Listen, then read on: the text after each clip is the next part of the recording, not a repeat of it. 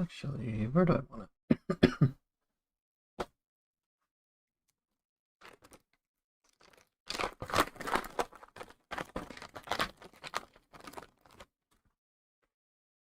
Hey Ninu, yeah, you're first today.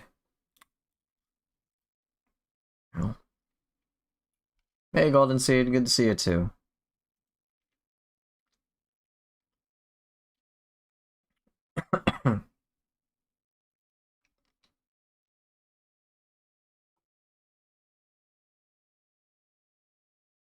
Top gamer, yeah, I'm gaming up in here. I give people a few minutes and just until 3 o'clock, and then I'll just start.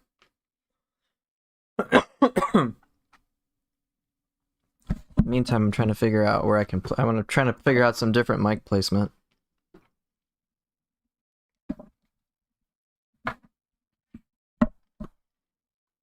No, I don't think I'll play Neo after. I'm still resting my finger. I'm taking a little break from Neo.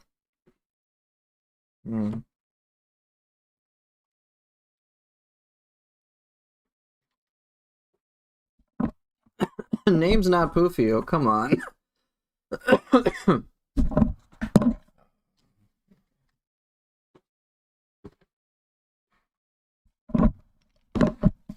No, I'm not gonna play Neo.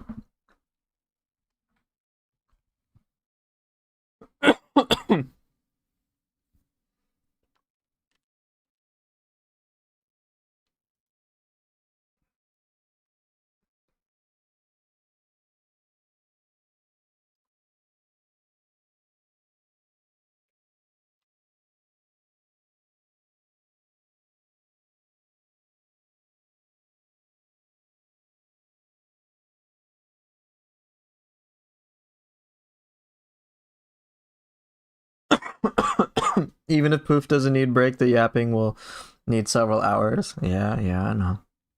Hey, Wizard. Yeah, I'll just get started in like a minute.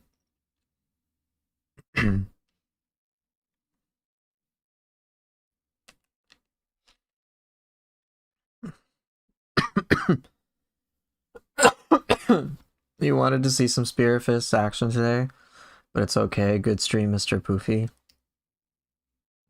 I specifically won't stream Neo because of you. Specifically won't. Alright, get wrecked.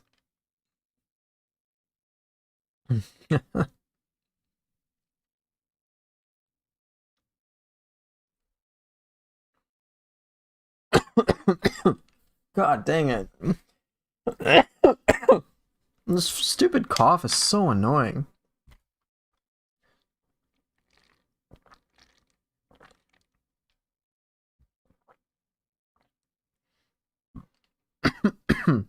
Okay.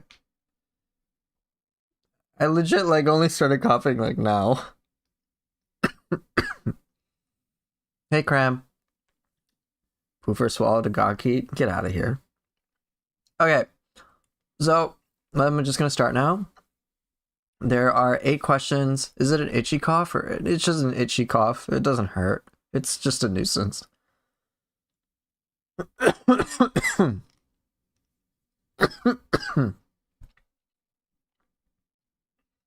It's one of those chest coughs. It's not a gawky cough. All right. Anyway, yesterday I could only answer 4 out of the 12 questions. These are the 8 questions that are left, and I'm going to try to address most of them today. I need a cough button? Yeah, I guess I do. So again, I'm going to prioritize the people that are here. So from what I understand, so Cram is here. I've got Scampus here as well. So I'll address these questions and kind of just talk about it, and we can have a discussion as usual. With them, what I'll try to do is I'll try to address the remaining questions kind of in order. So, oh, let me hide this taskbar real quick.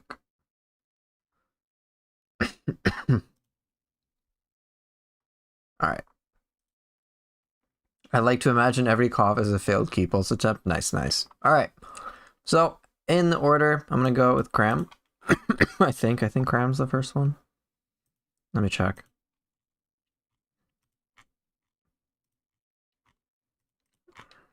No, it looks like Scampus is first. I think Cram's is actually lost.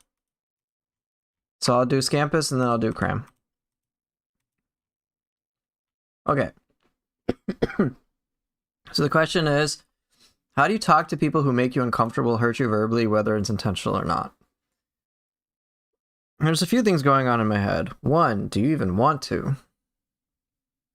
Is the thing. Do you want to, and what's your objective? What are you hoping to gain by talking to people who make you uncomfortable?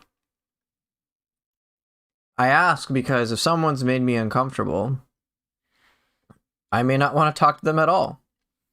But I imagine when you're asking this question, you're coming from a place of you kind of have to talk to them for some reason.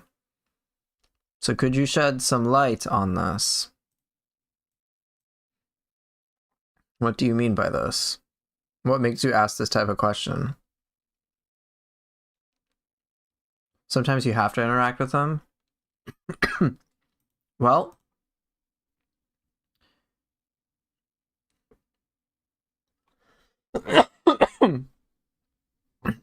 for me,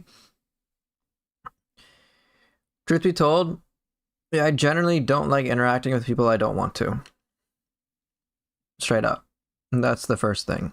Now, if I have to interact with them, that's usually when I will keep my distance.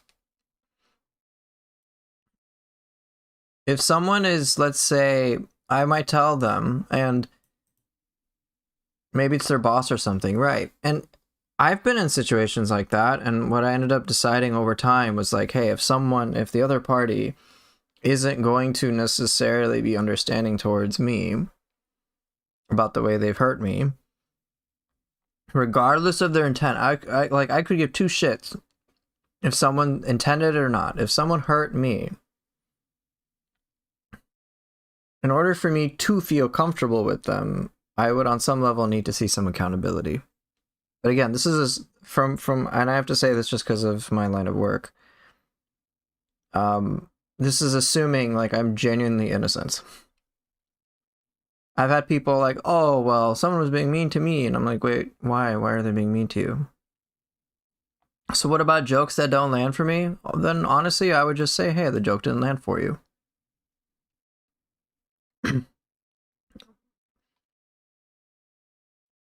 So I might say something like, hey, I just want to say when you said X, Y, or Z joke, that made me feel a little bit uncomfortable. And I'm just hoping like I don't want to, like, I just want to say it kind of affected me. And I'm kind of hoping that you'd acknowledge that we could have more jokes. Like, I'm cool with you, like, joking around. But some of these jokes I find a little bit offensive, and I'd appreciate some other type of humor.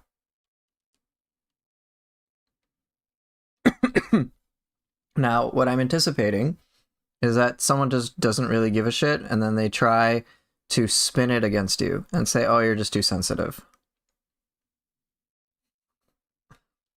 Is that what your experience has been?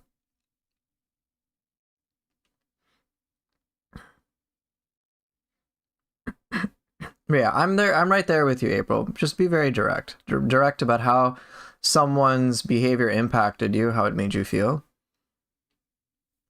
And then it's really up to the other person to decide how they want to respond.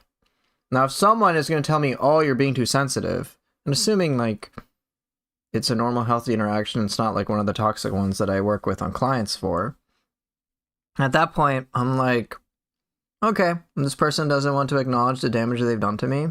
I don't really want to be around them as much because this is not a healthy foundation for a solid relationship or friendship.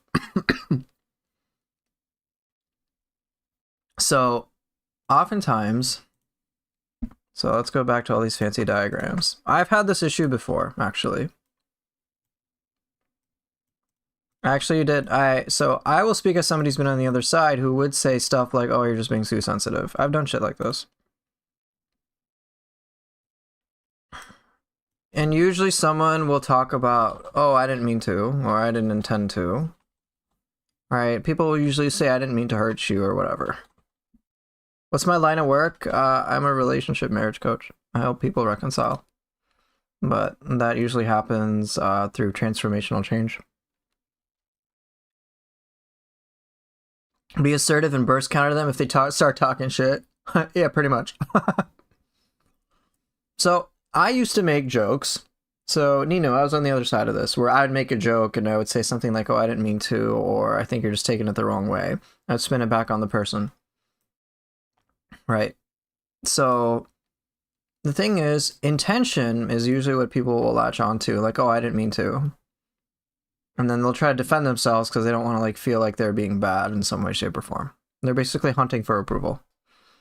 But oftentimes people negate the impact. And what you're focusing on when someone is making you uncomfortable, especially when they hurt you verbally, is not whether you don't give, like, you're not focused on the intention.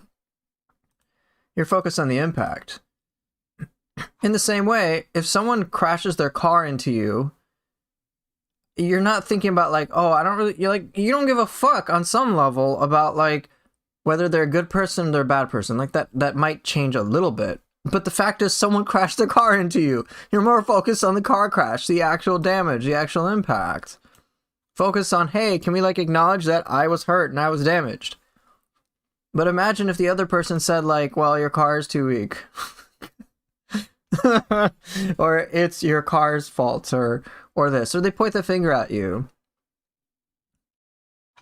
It's stupid. And then usually what people will think who've been hit by that car is like, bro, this person is kind of like out there and is a little nutty and a little crazy for treating me this way. Sorry, Izuna dropped you. I didn't mean to snap your neck. Just wanted to give you a hug. Yeah, I don't think the neck cares about the intention. So if someone isn't willing to recognize the impact that they have on you, and if this is a demonstrated pattern when you've been healthy to them the entire time,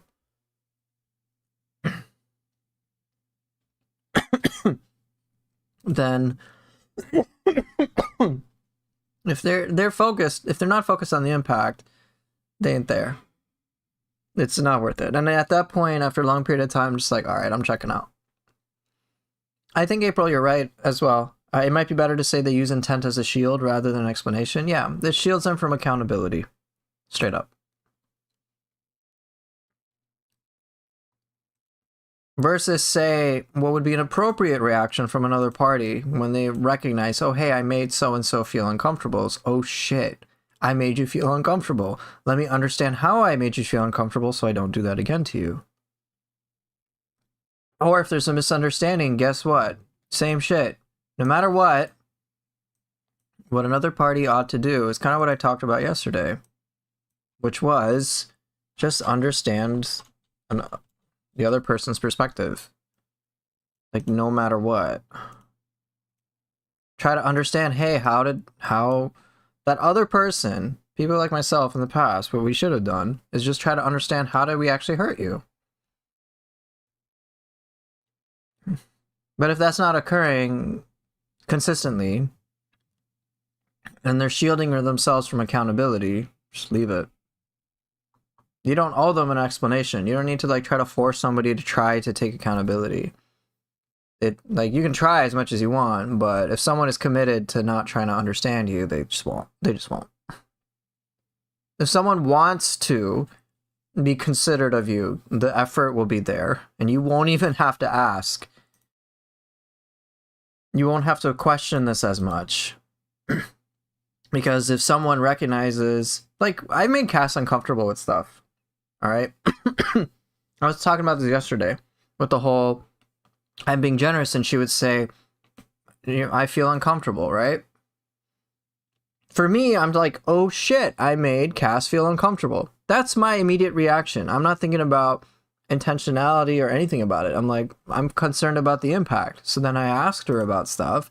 I try to understand what's going on so that I can not only understand the real impact that I had upon her, the full scope of it, but I can also understand how to make repairs.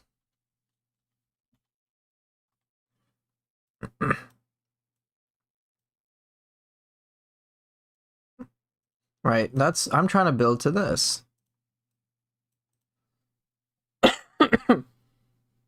I can sometimes clarify my intention, and I might do that later. But right now, the focus is on, oh, hey, how did I hurt the other person? Where's the bulk of the impact? If they're hurt, I'm going to focus on their hurt. In the same way with the whole car accident thing, it doesn't matter where, if I crash into somebody, the last thing I should be thinking about if I really want to make things better for the other person is, oh, well, what about me? It's like, bro, who cares? I crashed into their car or I hurt them. Let's get them what they need, whether it's emergency care, or, you know, insurance, make sure they're safe, make sure they're alive at the very least, get authorities properly involved so that we can both be safe and whatever. Like, focus on them. The focus, so for you, Nino, I would say, I think the script needs to be flipped around. Instead of you trying to figure out, hey, how do I make it so that someone gives me the understanding I'm looking for? No. You don't need to go to them. You don't have to earn like them in that regard. It's the other way around. If you are direct with somebody and you say, hey, you did these actions and this is how it affected me, this is how I felt, this is what it hurt me, and it made me uncomfortable, I think you've done your part. And if they respond with, oh, you're just being too sensitive, and let's say this is someone you don't really know all too well, it's not like a super long-term relationship where things can get a little bit messier and a bit more complicated. But if it's just like, if it's just regular interactions, day-to-day, and someone's gonna spin it around you, then to me, that's an indicator that that person itself has major problems. And at that point, I walk away. I've had this happen before. I'll give you an example from my own life. So I had a guy I was kind of friends with for like a few years of sorts. Oh yeah, totally. I'll give you guys an example.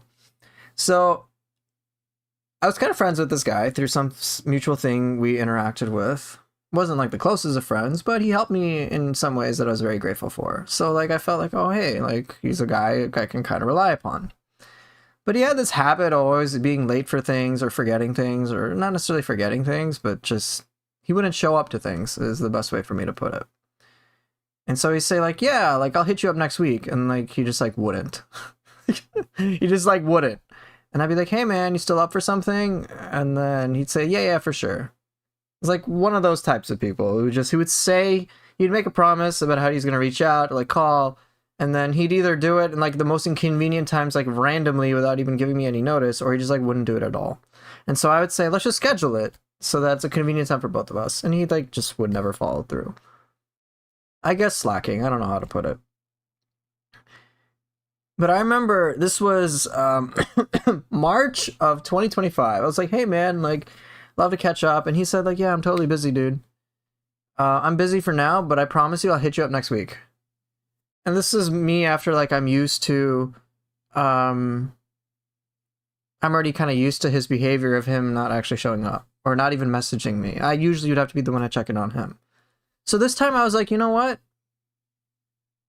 Instead of me trying to remind him to try to like act like a friend towards me, let's just see what he does. If I like do not do anything. Fast forward nearly a year, he finally messages me. No acknowledgement or anything about the fact that he effectively ghosted me for a whole year. After he made an explicit promise, like, yeah, he'll hit me up for sure next week. Like his girlfriend was visiting or something. And so I'm thinking, yeah, I was thinking stuff like that, Wizard, which was, is he just avoiding me? Does he like not want to actually deal with me? And then I would start to get insecure about myself and think like, what did I do? That's such a problem. You know, and I thought about that. I'm like, did I hurt this guy's feelings somehow, somewhere? I don't know. But I was like, you know what? I talked about this with Cass a bit. She's like, no, I don't think you did shit. I think you're fine. But I was curious. And so I wanted to see how this guy would respond. And here's what happened. I said, hey man, hey, I didn't hear from you for like nearly a year. And I felt like, I honestly feel like I don't want to talk to you. Because there's no acknowledgement, there's no accountability, there's like nothing about it. Like nothing. It's just not even like, oh, I'm so sorry I didn't get back to you, or I didn't message you or anything. There was no indication of that. It was just, Like, you just messaged me without really a care for me, basically. I didn't even go into that much detail. His response, I shit you not, was he thought I was blaming his character. He thought I was judging him. He's like, you're blaming my character. You have a mindset that blames my character. I'm thinking, like, where the fuck did this come from?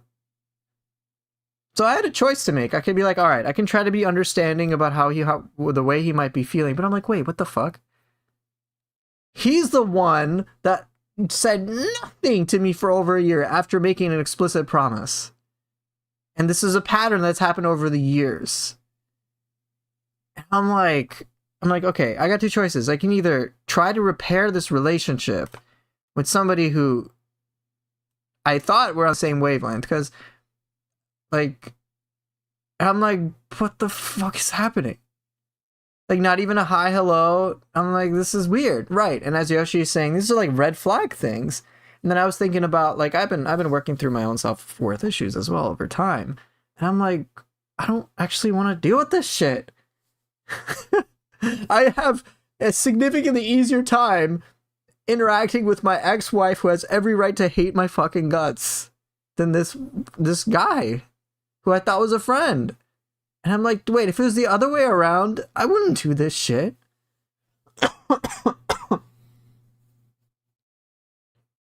I'm like, okay. And so I just left it at that. I was like, yeah, I could either try to invest in this relationship to try to repair it, or I could go focus on my cats or hang out with Cassandra. I was like, yeah, I think I'm just gonna, I'm done. I'm done investing in this relationship. It's not worth it. It's been like 3-4 years of repeated patterns. I've given more than enough time to this shit. So, okay, bye. He's accusing me of blaming his character when I did nothing of the fucking sort. It's like he's feeling judged when I'm saying, hey, you did something that hurt me. I didn't even say that. I just said, behavior. I just said, hey, last message to this message, it was a span of nearly a year, and I felt hurt. And I feel hurt, and I don't feel like talking to you. That's all I said. And he's like, oh, you're blaming my character. I'm like, okay. Right. I'm like, at that point, I'm just like, okay, I've given you so much time. You just don't have, you like, this is not a friendship that I would want to invest my time into. I'm walking away. And I'm fine with that. What do I ultimately lose when I really think about it? Nothing. Why did he reach out a year anyway? Wanted something? I got no clue. Maybe he wanted to reconnect or something.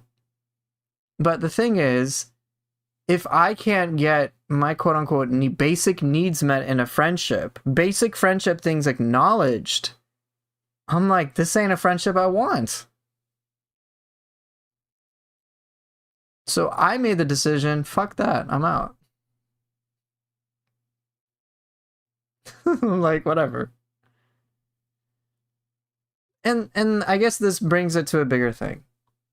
If someone isn't willing to be understanding towards you, it's not because necessarily you did something wrong. Obviously, I would consider that, making sure you didn't.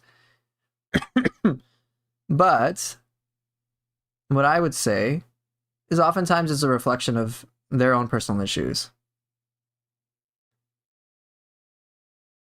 Right. And so, Yoshi, as you're saying, what I learned is like, bro, I don't want to deal with this shit anymore. I don't want to deal with people who can't even say fucking sorry, who can't even take basic accountability. Basic. Like, and I'll give you little details. Him and I were clients of a relationship coaching program that I eventually became a coach for. But him and I were like peers. And like, when I saw this behavior, I'm like, bro, no, like, I'm honestly, it made sense when I'm like, dude, no wonder you got dumped.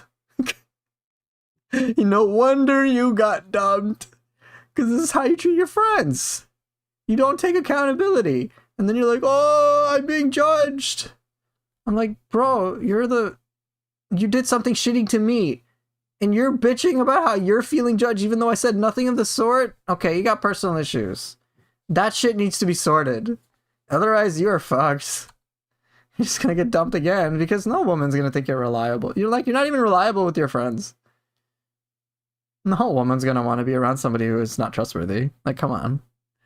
But anyway, it showed me a lot more about him and it taught me a lot about, like, I'm just, like, I'm raising my standards, like, a lot. So, hopefully that personal story as well, and kind of can help guide you as to understanding, hey, there are some people that you just, like, do not want to fucking deal with. And you don't need to placate towards them. You don't need to people please towards them. You don't need to chase them because they haven't demonstrated a pattern of behavior to you that is worth your time anyway. That's what I would say.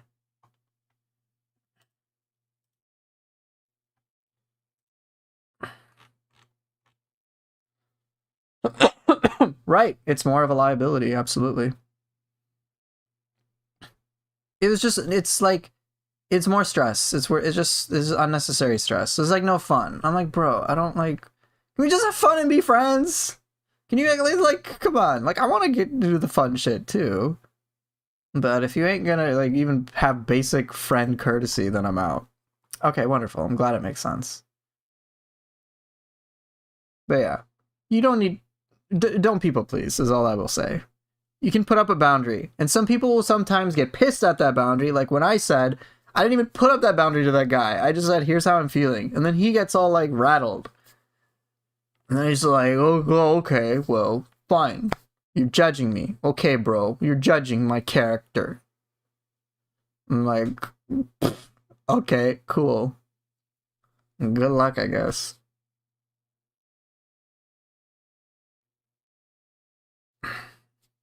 Just because someone doesn't approve of me, it doesn't mean I'm a bad person.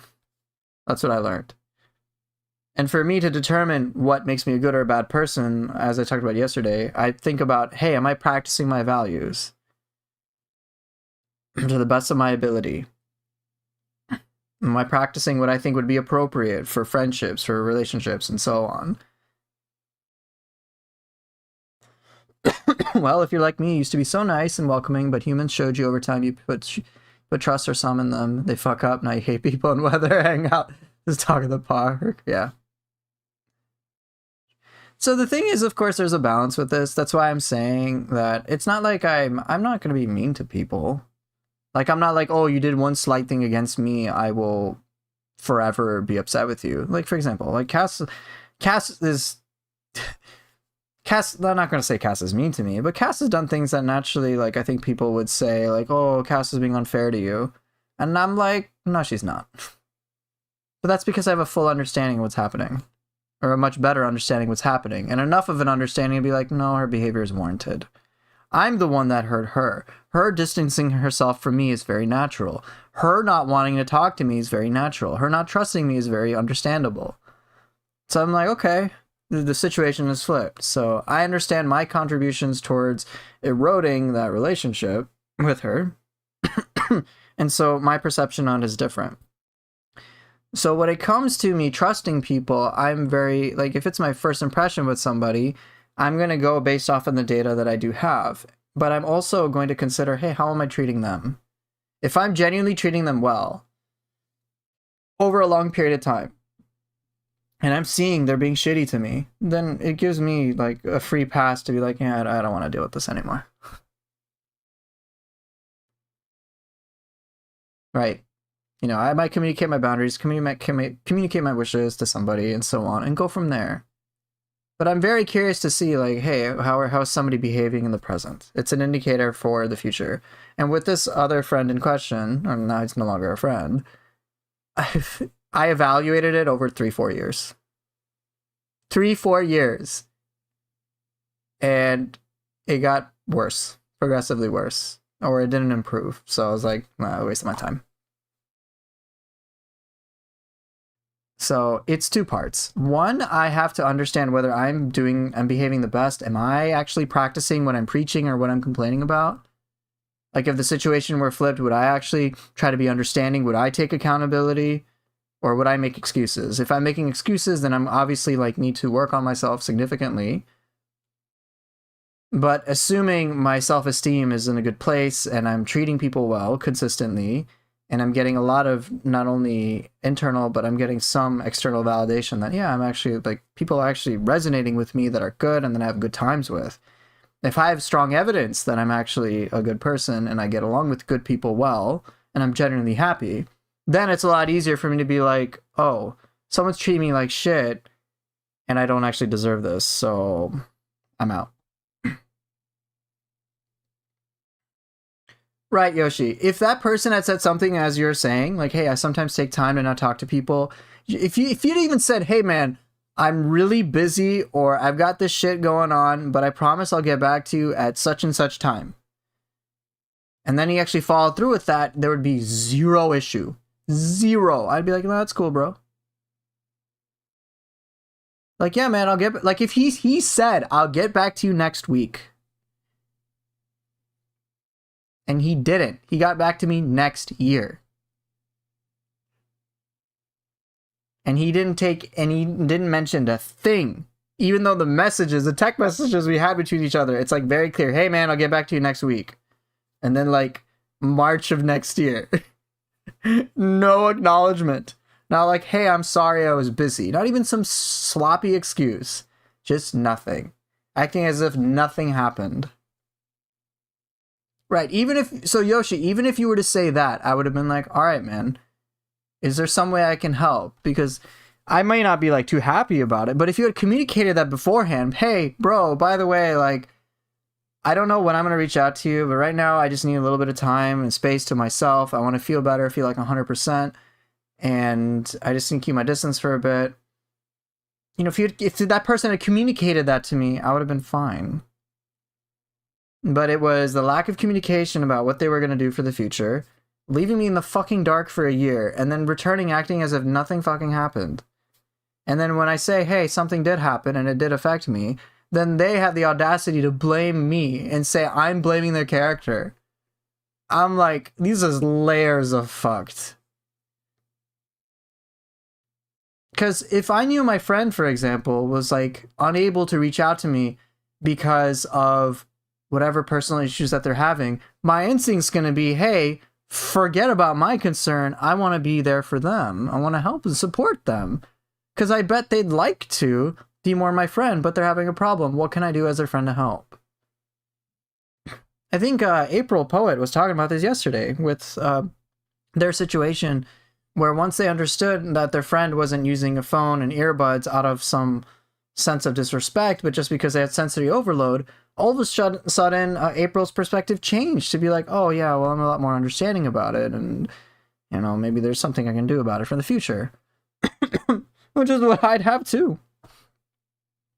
But yeah, this former friend of mine had big yikes behavior. Excuse me. All right. So let's get on to another question. I'm going to delete this one. This is kind of nice. Yes, deletes. All right, next one is going to be, I think, Cram. Cram was here. So this will be will be a very interesting topic. I think might relate to a lot of people's concerns. The question is, how can I help encourage someone struggling with self-esteem? Oh, April, before I get to this, April is saying, I knew about the sensory overload stuff before. Oh, okay. There was a lot more that happened that day, but I kind of just shifted my pet peeves. Right, a much healthier and balanced shift. Very easy to do. Yoshi, I think what you're saying is fantastic. You're letting people know, hey, these are your problems, these are your issues, and you're letting them know that because you care for them on some level.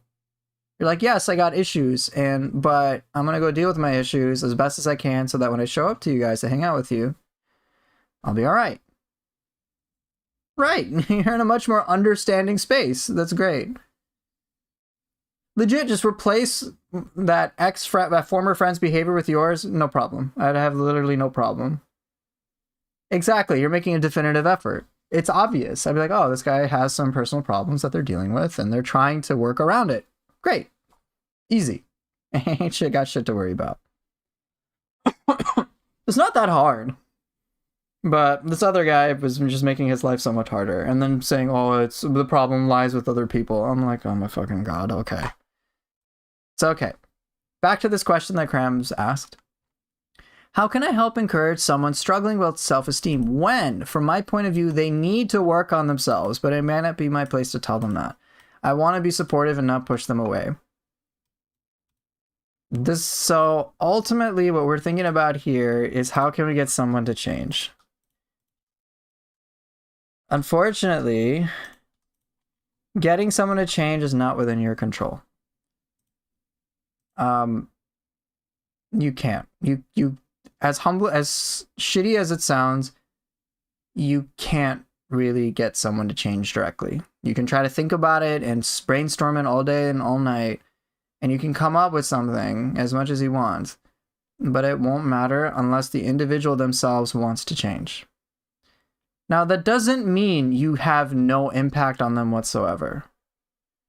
What I recommend to my clients and what I practice myself is rather than I try to change another person, what I try to do is change myself, and I try to improve the environment so that another person would be more likely to change. As Poofer always says, you can lead a gaki to water, but you cannot make them friendly. April, you're emotionally banned. So what I would say... So this is a matter of like locus of control things. So trying to change another person's behavior, in my opinion, that's just not going to work. Can I have a nice... Will this work? I don't know.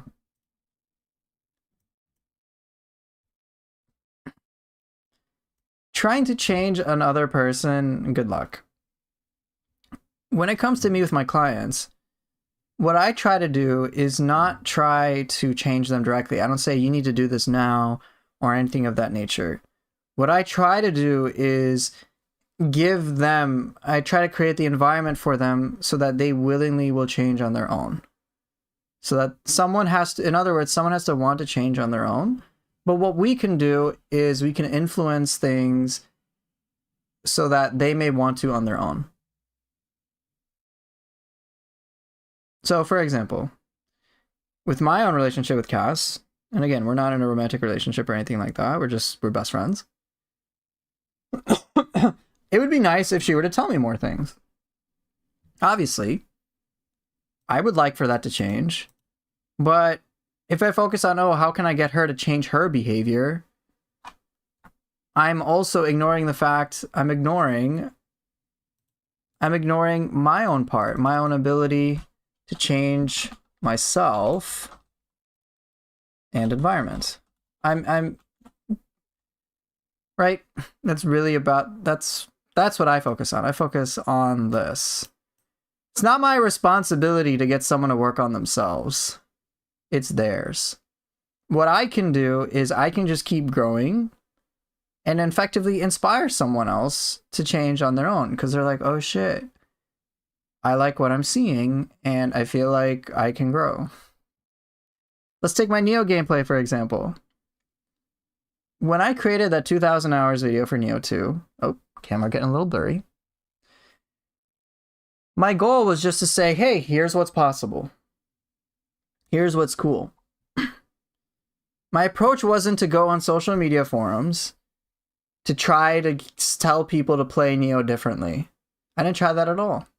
I simply showcased, hey, here's what's possible with Neo 2. Some people were naturally very curious. And it was a very popular video.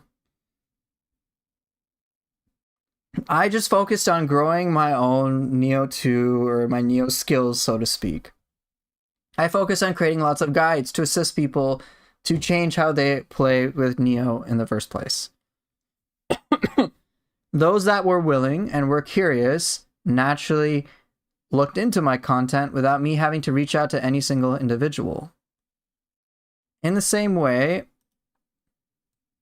the thing is, the individual has to recognize on their own that they need to work on themselves.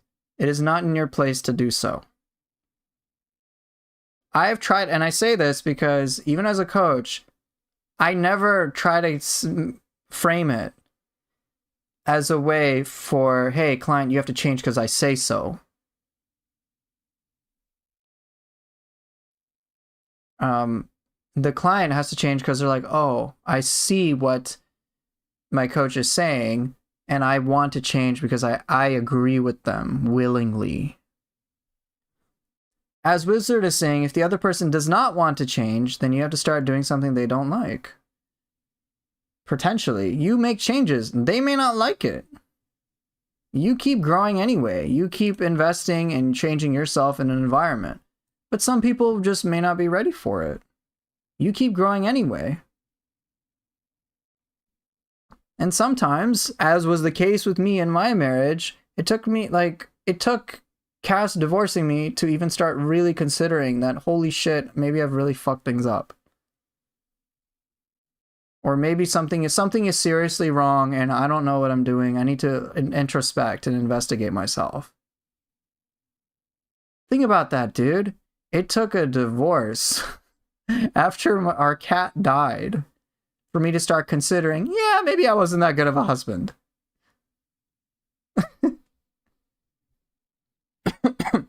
So Cass, in this situation, she realized, hey, Poofer Llama isn't changing, even though I fucking told him to and tried to in the best ability that I could for many years, and I suffered through his emotionally abusive behavior.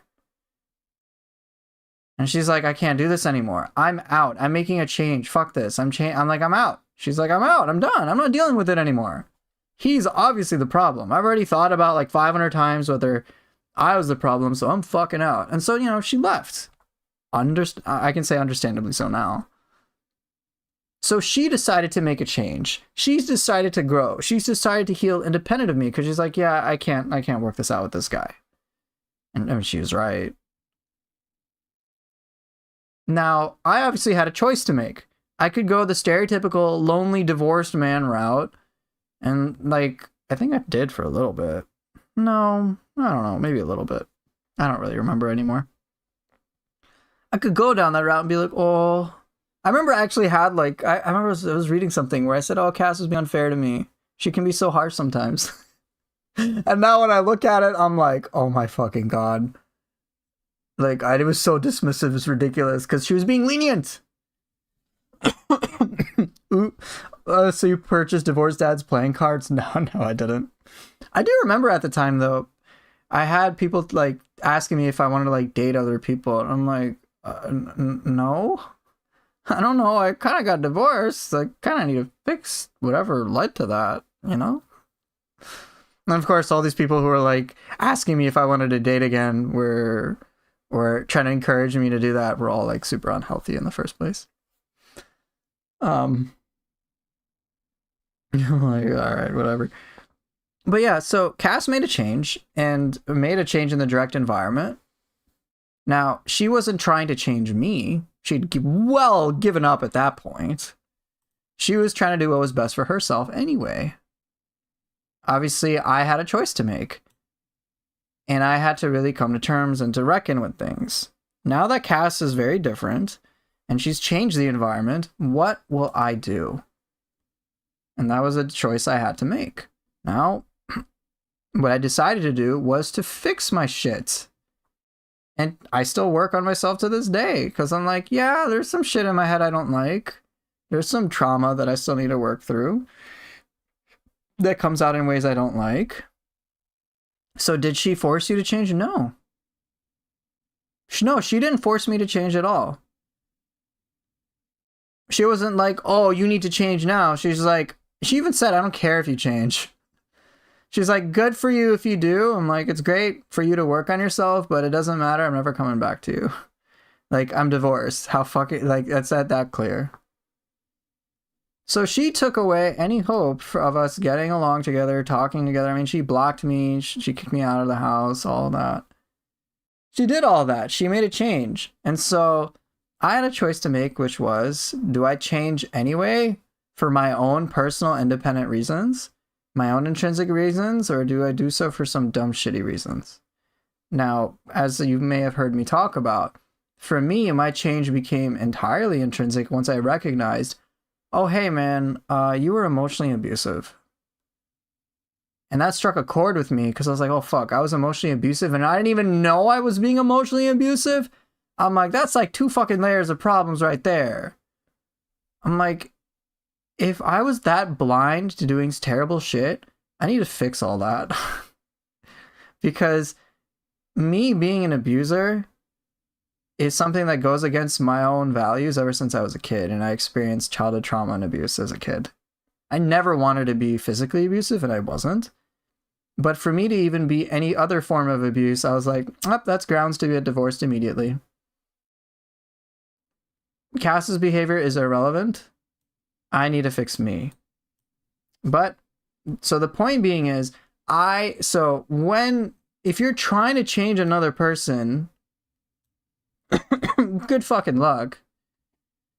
Many other people have tried. You can, of course, give them your feedback. You can say, hey, man, I'm kind of noticing. Like, you could say, hey, man, I'm just saying this as a concerned friend. I'm not trying to bring you down or anything.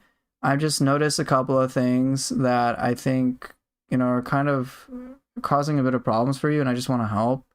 Is it all right if I kind of point it out to you, just as a concerned friend? And you let them know that. Or they might reject it. Or you might tell them even after they've agreed to it and then they reject it again. If they're not willing to take feedback in the first place, there's not much you can do. It's their responsibility. It's an individual's responsibility to work on themselves. No matter what. You can be supportive, but that initial impulse to change ourselves has to come from within. For me, it came down to as simple as I was not practicing my values as I thought I was. In fact, I was doing very much the opposite. I was blindly toxic. And it was such a moment of reckoning for me to realize that, because I specifically never wanted to be abusive. And I fought like tooth and nail to not be physically abusive. I just was unaware of the emotionally abusive stuff. And so that bothered the fuck out of me. And so I'm like, nope. If I do anything close to that, any way, shape, or form, it is okay to disavow me, to just cut me out. It's cool. I don't have to explain it. You don't have to justify yourself. It's just, hey, you were being emotionally abusive. You were being toxic. Get the fuck out. I'm like, okay. It's what I deserve. Now, obviously, I don't want to get kicked out like that. So what do I focus on? Much more is ensuring I'm not doing toxic shit. And if I accidentally do something like that, oh man, my alarm bells go off. And then I try to work on it, go through therapy, whatever. And then try to do really nice things and healthy things and fun things. And I go in that direction. But all of that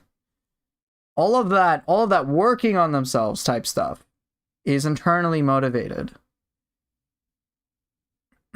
So in other words, Cram, it's not your responsibility. I understand you want to be supportive. You can tell them they need to work on themselves, obviously presented in a nice way, kind of in the way that I talked about, which is just say it from a perspective of a concerned friend, or if you're having a specific issue with them, talk about that. But it is ultimately their responsibility to do it. Now, if you have a grievance, there was a question from Scampus earlier, but hey, someone said something to me that made me uncomfortable. How do I interact with them? Naturally, we want them to change their behavior. But if they aren't in a space and they're willing to change themselves even slightly, to take accountability, to right their wrongs, so to speak, at that point, and if they act like, oh, you're pushing them away, I'm like, okay, this is just their bullshit narrative, so that they can stave away themselves from feeling that sense of guilt and shame and remorse over their bad actions. And at that point, I'm just like, fuck it, I'm walking. I'm not entertaining this. So I hope that makes sense.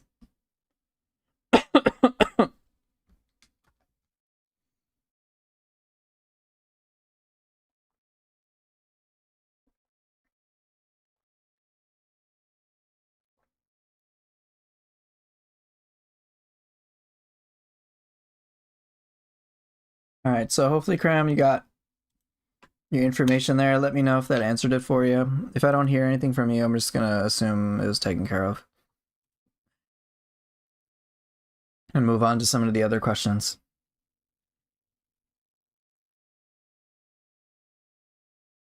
But yeah, just to be clear, Wizard, she didn't force me to change. I know people who've had severe life circumstances and never change. It's up to the individual on how they want to take that event and decide to change. I know people who've experienced death, divorce, and they're still as bitter as they always fucking were and are miserable as shit. Like, just totally awful to be around.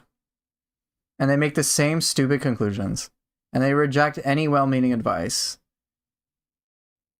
Like, I know one guy slept with like 100 women. And he like... oh my god. He's like, oh, women, whatever, blah, complaints about women. And I'm like, bro, have you like met yourself? You're kind of toxic. No, I'm not toxic, you are. I'm like, okay. Here we go.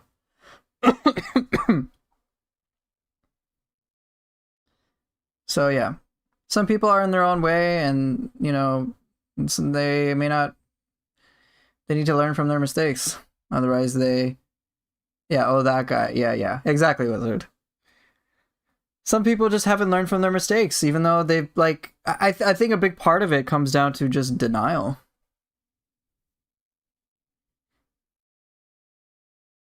Legit, like, denial is a weakness that will, like, if you're in denial, you're fucked. So you just you can't do anything. Like, if someone wants to deny everything, then good luck. Okay, let's see who's left. Okay, we got these questions. Excuse me. Basic, either try to be nice to fix toxic person or just leave and say fuck that shit out if they don't fix themselves. Yeah, I actually think a lot of women are pretty well versed on what to do. Many women, from my experience, when they initiate divorce, they've realized, hey, whatever behavior they're dealing with from their spouses is just too toxic. And they're like, okay, I've tried everything and anything that I can. I've tried to be nice. I've tried to be a little harsh. I've tried everything that I can for years in multiple different ways, even though I'm the one that's being hurt by this person. I will try everything and anything that I can. And then they realize they just can't fucking do it. Cass had this happen from me, by the way. And when I look back, I'm like, oh my god, she made it so fucking easy for me. She'd basically be like, hey, here's the problem. Here's the problem that I have, and this is how I feel. And then my response would be, no, that's not the problem. You shouldn't feel that way. Because here's my reasoning why. And she's like, oh my god, how do, like, I just told you exactly what my problem was, what my issues are with you, and you're telling me, no, I'm wrong. It's like, what the fuck? So, for example, she'd say stuff like, hey, I feel like we're roommates. And at the time, I'm like, well, no, we're not. Or she's like, I feel like we're roommates. I'm like, well, we're not roommates because we're a couple. So, what you're feeling doesn't make sense. And I wouldn't really think much of it. Beyond that.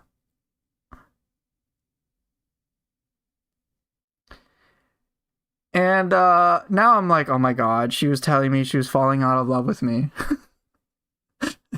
But if she said that, yeah, exactly, Wizard. I know her feelings better than herself. Wow.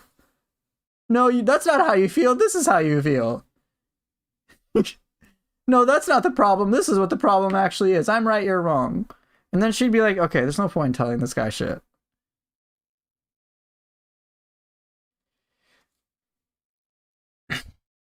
And then when she wouldn't feel like sharing stuff with me, I'd be like, why don't you want to tell me things?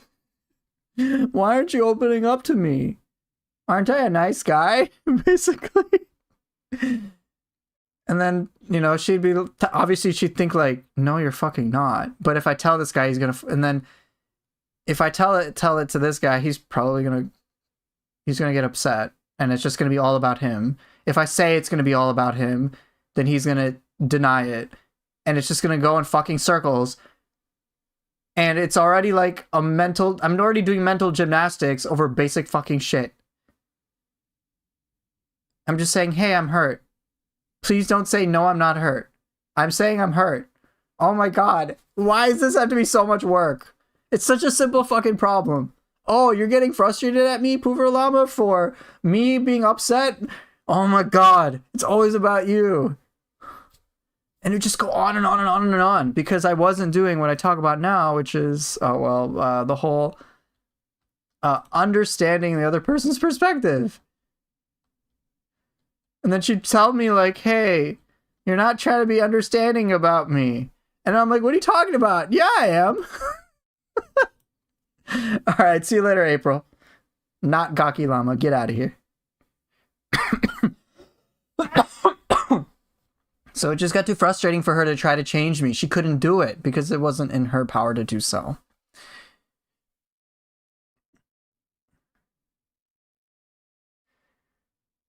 So yeah, don't try to change other people. Just try to change yourself and the environment.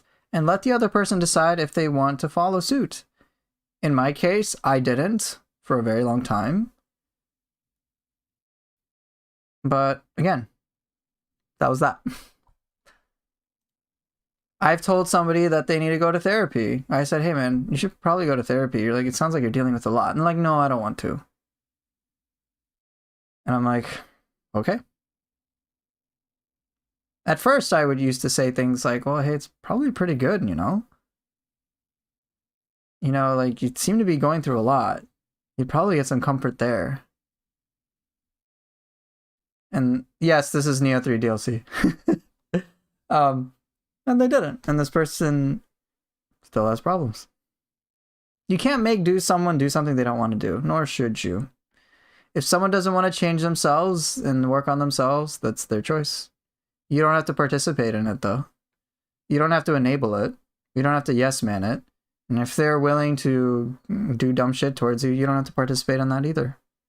It's their life. It's however they want to live it. Let other people live their lives. Maybe one day they'll realize, hey, things could be different if they did something in themselves differently. But that may not be the case. That may never happen. All you can do is keep growing yourself and working on yourself and becoming a better person and creating an environment. And then it's up to them to decide if they want to investigate. Some people won't for whatever reason, but that's not your problem. If Poofer had a time machine, I'd bet he'd slap his younger self in the face. I thought of that. Honestly, I know what I needed back then to have changed. And, you know, obviously, I know because I've been making changes in myself over a long period of time. And yeah, the only person who could know how to fix me at that point was me. No one else. The same things that Cass told me when we were married now hit very differently. She never needed to change her behavior. I did. Key pulse and use flux and success will find you. Yes. I learned how to key pulse my mind and use flux too. Life got a lot easier after that. So, all right. I'm going to move on to the next question. See some follow-up, of course, commentary. Yeah, we'll go from there. So I guess I will go in order. I don't think any of these members are in chat right now. I'll wait a little bit because I suspect Soulpool might come in later. So let me go with Crimson. Let me go with Crimson Panda. I guess I'll go in order.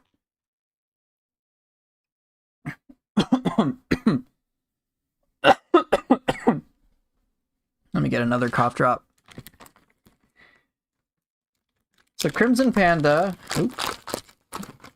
is asking, not me, but one of my friends. They have a classic anxious, let's say person A, anxious avoidant, let's say person B, type relationship. Okay. Attachment styles, fun.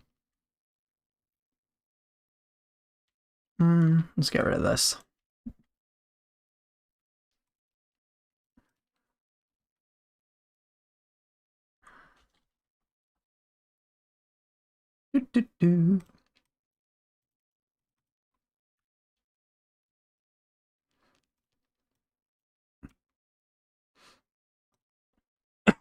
All right, so we're talking about attachment styles. Not me, but one of my friends. They have a classic anxious, let's say person A, avoidant type relationship. Person B, so the avoidant, keeps complaining about feeling a sense of claustrophobia in the relationship. Okay, very typical. Person B finds person A to be controlling and feels a loss of sense of self and identity due to various compromises they have to make for the relationship to work. They've been dating for quite a long time, 6 years. Now want to break up while person A doesn't and feels like person B is walking away from the situation instead of addressing it. Is there a good way to work past such a difference? Yeah. And I'm all right. So here's the interesting thing. I lean more toward anxious attachment style. I did for a while. I've been getting more and more secure over time. And when I read this, I'm actually sympathetic to person B. So for those of you who aren't well versed in attachment styles, for me, I'll just say as a coach, even though I hear about attachment styles, there's a bunch of them. I don't really focus on it because I find that to be a distraction compared to something more simple. Like I said yesterday, I kind of focus on the emotional safety theory of relationships. I find that to just be a little simpler. So attachment styles, if you're someone who's anxious, let's just go stereotypical. They're the person who like, oh, I want to spend time with you all the time. And they seem like really anxious. Like you can argue clingy, right? Or someone who's avoidant seems to want space and like keep their distance and like, oh, don't get too close to me. And they're like aloof, or right. Or the anxious person might text a lot. Like stereotypically speaking, very, very stereotypical. It's like, oh, the girl is clingy. She's anxious. Oh no, she doesn't want people to leave her. And the guy's like stereotypically avoidant, where it's like, oh, I'm commitment phobic or whatever, right? Damn, I didn't know there were more styles than Ninja and Samurai. Yes. Ladies and gentlemen, this is the true Neo 3 DLC. We have Samurai style, Ninja style. Now we got anxious style and avoidant style.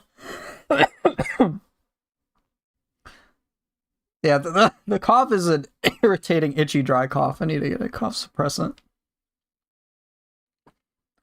So, attachment styles, I don't really focus on that much because I think how it's just a theory, just like there's the emotional safety theory in relationships. But what I will say is, from my perspective, my own opinion, I think it just depends on the situation. There have been moments where I can be more stereotypically anxious, but there are definitely situations where I'm more avoidant. Everybody has moments where they're like, hey, I really feel clingy about this thing. Or, hey, I want an answer. I want a response. I want some feedback. And there's other points where you're just like, hey, I kind of want to like stay away, bro. This is a bit too intense for me. I'm sure everybody here can relate to that at some point. Have you guys, let me know in chat, have you been in situations where you were desperately like craving getting some information from somebody? Or you were really wanting someone to hear back from somebody? Or you really wanted some reassurance? Okay, got one yes, of course.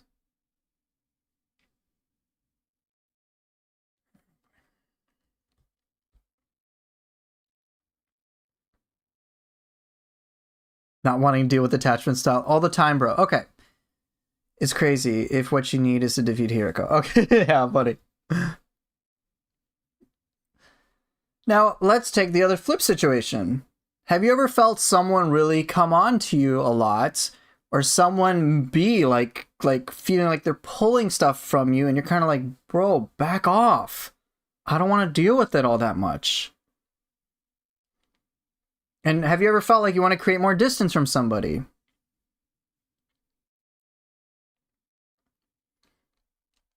Where you like want to push away?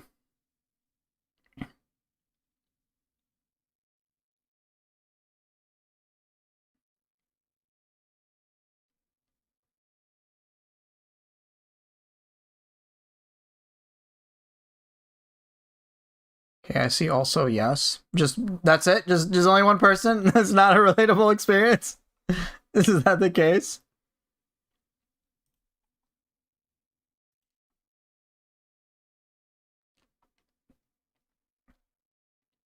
It happens rarely, but it happens. Okay. So as long as it happens even one time, if you've experienced it one time, we're already on. I already have enough information.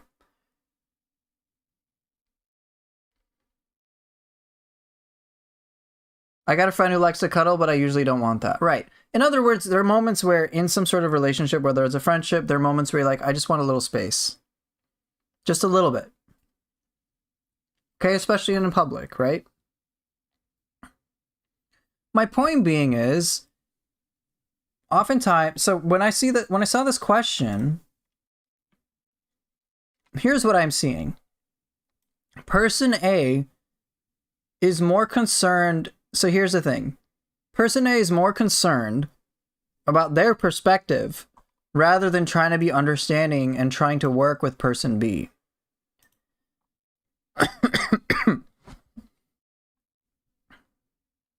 Because here's the thing. Person B, who is an avoidant, and I generally find that avoidants get typed a lot. I mean, you can blame anybody. But I've seen people on the anxious side, like I've seen anxious, like attachment style Reddit stuff, they can kind of like demonize avoidance. But really, an avoidant person wants to be in a relationship. Think about it. 6 years. 6 years of investment. That's a long time. So one thing I want to get out of the way is that, oh, it's just like an attachment avoidant mismatch. With Cass and I, she's more on the avoidant side of things. I'm more on the anxious side of things. But as I've talked about with you guys, I was emotionally abusive to her. Who cares what my attachment style was? That's the bigger problem. The style isn't the issue. A good way to work past such a difference is very simple. It's that person A needs to understand how they are impacting the relationship. Person B has made it apparently clear. Hey, person A, I find you to be controlling. I'm losing who I am. And I'm guessing it's not really compromises. I'm guessing it's various sacrifices that they have made in order for the relationship to work. And then what is person A doing? Person A is like, well, I don't want to break up, and let me insert reason why I think person B is just walking away and just avoiding conflicts. To me, what I'm seeing is that person A is not being understanding about person B, really. Person A, I'm guessing, is because of classic anxious attachment style, is operating from a place of neediness, to be honest. Rather, person A is so self-focused, they're not able to be present and work with person B. That's, to me, the biggest problem. The issue is not about attachment style. It's about being fucking controlling. Alright? Person B has had to sacrifice their identity. That's not healthy at all, dude. In relationships, someone should never, in my opinion, have to sacrifice their identity at all.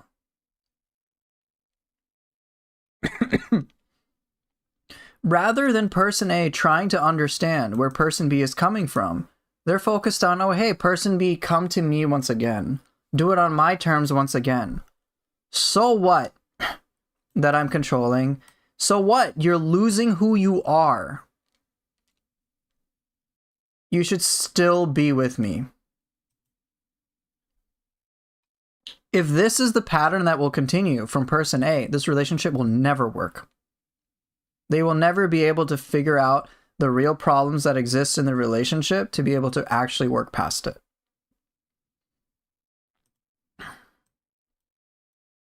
It will never happen.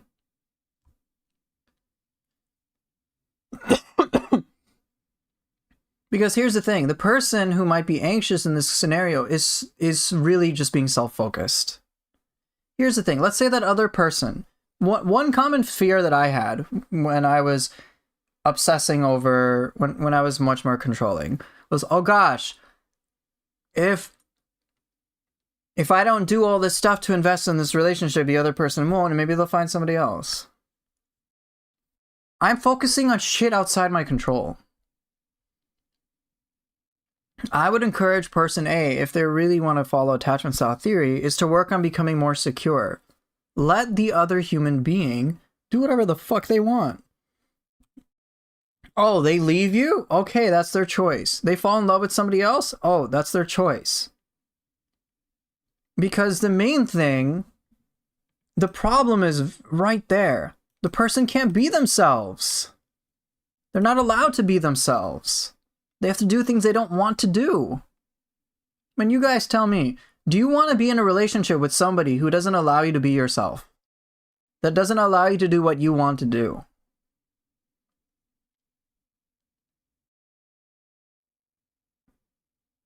I'm going to guess none of you would like that.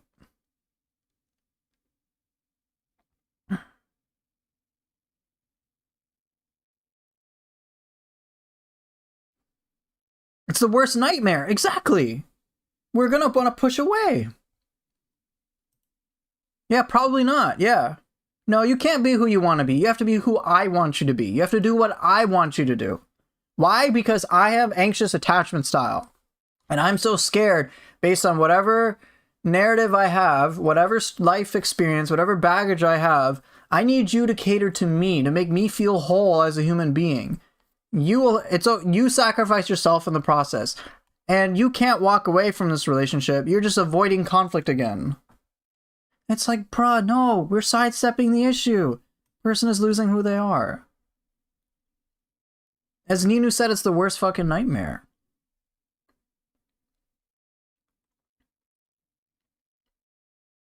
And it shows to me from person A, from what I'm reading, person A,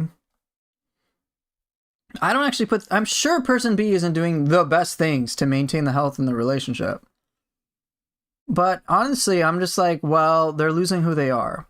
And they're the ones that want to leave. I'm like, yeah, it's probably person A. I'm gonna focus on person A's behavior. Person A being controlling and doing this. No go. No fucking go. Right, chicken burrito. If your girl is gonna try to control your behavior and your language and your hobbies, it'd be awful. Same way, we've heard guys do this for girls, and we're like, girl, you need to leave. That guy is toxic as fuck.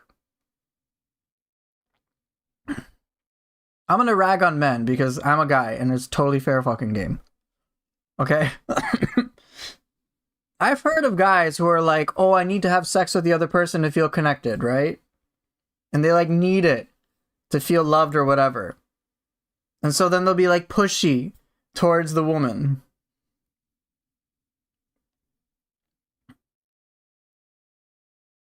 It's a weird thing to show too. Oh, hey, Swopel, I'll get to your question next. And so then it's like, wait, dude, what about, does she want to have sex with you? And they're like, we got to do this for the health of the relationship or whatever. I'm like, that's not the fucking question. And then, you know, the woman will be like, hey, this guy's like really pushy. He's not being understanding. Swopel, do you want me to not do your question? I can delete it if you'd like. But yeah, so back to the thing. But for that guy, it's like, bro, your anxiety, your stress about this is leading you to do things that are controlling and are like pretty fucked up, in all honesty. And you're causing the other person to feel like they do not matter.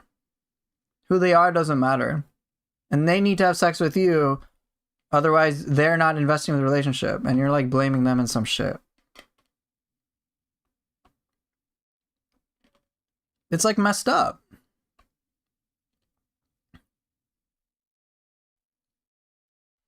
So, again, to me, the issue is not about attachment styles. Okay, so I'll delete it when I get there. If you want to ask a replacement question, you can. I'll make sure to address all the ones on this form, though. So, that's my honest thoughts on stuff like this. Is it's not a matter... Attachment styles, it doesn't matter what they are. The core issue is, can person A and person B work through problems together?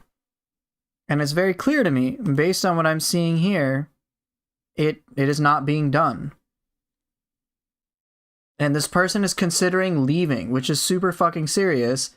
And once again, person A is stuck on their own perspective and not even trying to be understanding towards the others. Like I asked you guys, hey, has there been a time in your life where you've like wanted to distance yourself from somebody because you felt too much pressure in some way, shape, or form?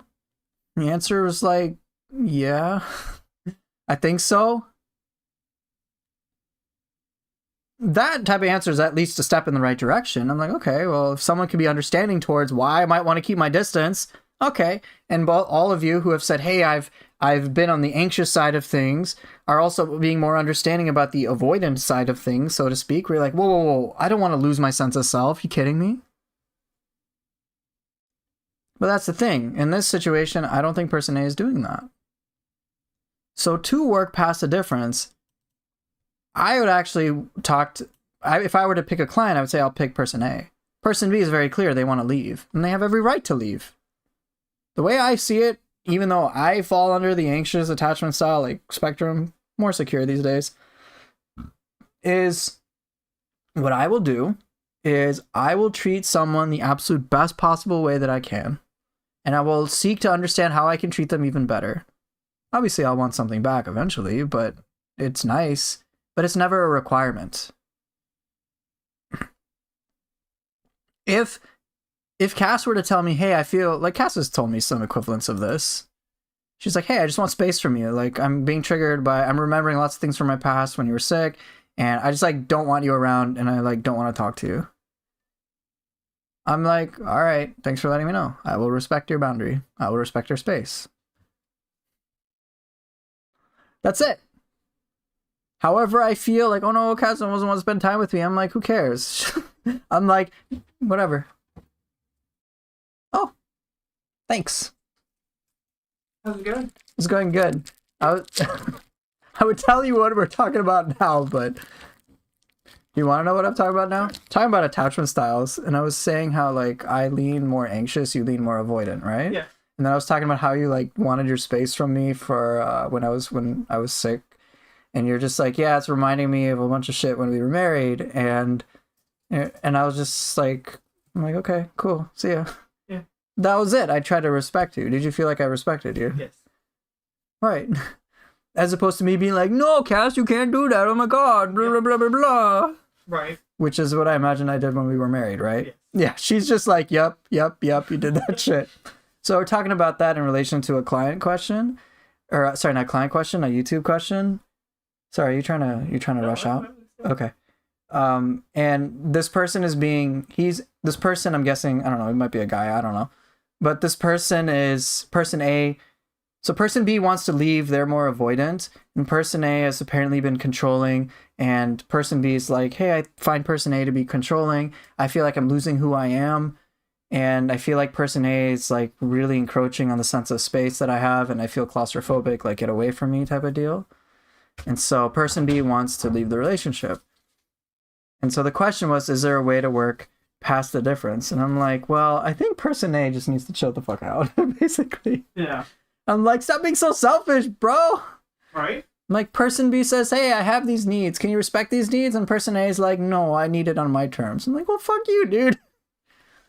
So that's how it was coming up. Cool. Well, say hi to your follower.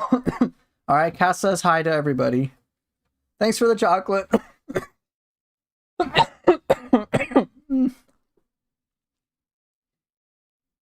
So yeah.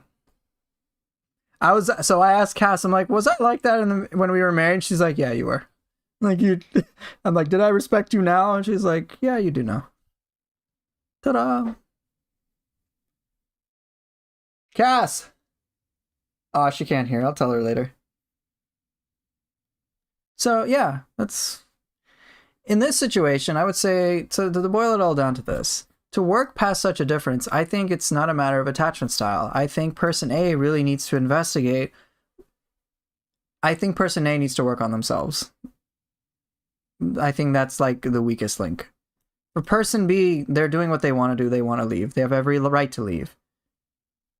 If they're not being treated well, if they're not being respected in a relationship, if they're losing who they are and they feel this way after 6 fucking years, leave.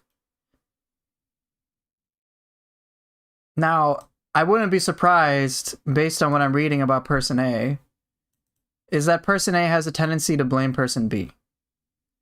That's what I'm already sensing. I agree, person A needs to get good. There are plenty of people who have great amounts of anxiety, great amount of stress, who have had shit ton of past baggage. But that is never an excuse to make somebody else lose who they are. Yeah, if this person is leaving after 6 years, it's serious. This isn't like after a week. This is after 6 fucking years. In my mind, 6 years means they've tried. It's 6 years of their life, dude. 6 years. They're not making this decision easily. Yes, they are walking away from the situation. Because look at all the shit they have to deal with consistently. This breaks my heart. I type more with anxious attachment style, and I'm sympathetic to avoidant in this scenario. Because I understand, if you lose yourself and who you are and what you want to do and how you want to live your life, fuck that. That's not a relationship I'd want to be in either. I would want to be myself and have fun with my partner. Plain and simple. How we figure that out and whatever issues we have, I want to figure that out with her and grow with her. Simple. So yeah, in my line of work, person A would be my client. And I would help them try to understand why they feel the need to do this. And they may not even recognize it, and it's pretty clear they don't. Based on, oh, they're just walking away. I'm like, you don't actually understand. I'm guessing you haven't even tried to understand. And this has been a pattern for years. Your partner has been complaining about the same issue.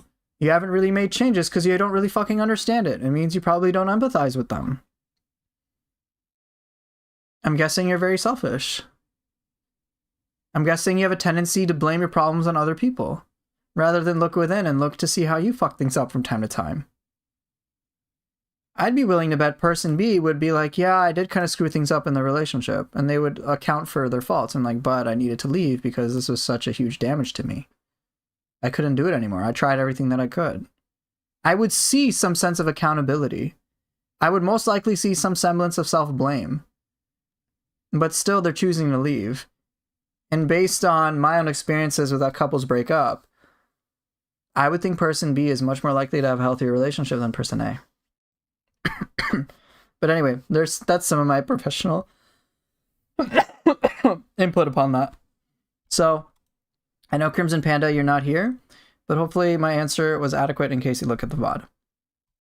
And hopefully for chat, I hope that was informative for y'all as well. For chat, any follow-up thoughts or questions related to all this? Just out of curiosity, of course.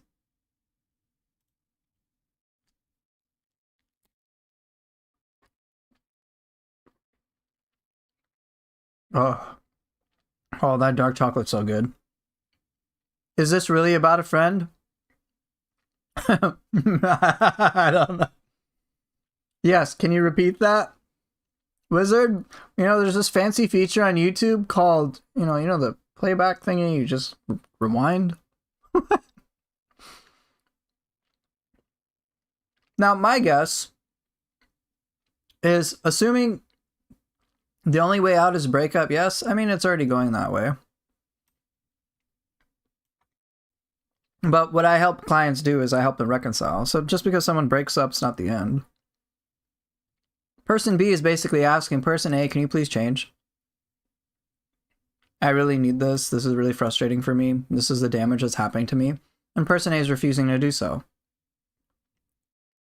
So the answer is really simple. If person A really wants to have a relationship with person B, then person A needs to make some transformational change, which is what I help my clients with. To not only repair the obvious damage that's been dealt over many years, but be able to create such an amazing future and to show signs of that over many years, that person would be like, all right, we can work it out with person A. And it'll be great. And it's a very long-term thing. Clients I've worked with, one of them, I've been working with her for over a year.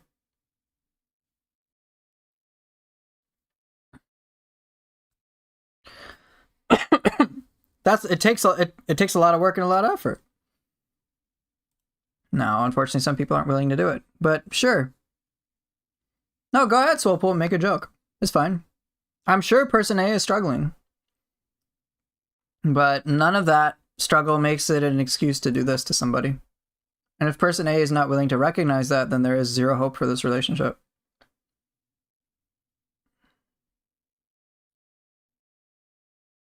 If you can't respect somebody else's wishes, if you can't respect and nurture their sense of identity and sense of self,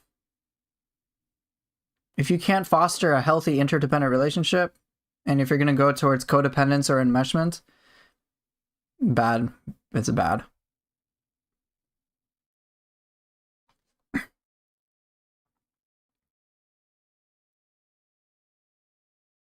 Yeah, I'm waiting for a mean joke too. But yes, it seems like in the short term, what is going to happen, it's going to be a breakup. Trying to fix it now, trying to fix a long-term problem in a short period of time ain't going to happen. It's going to take, the best short-term thing to do is to focus on doing a long-term thing. Like, to put it in money terms, if you're about to go bankrupt, the best strategy is probably to make healthier financial decisions starting fucking now. Like, if you have a shit ton of debt,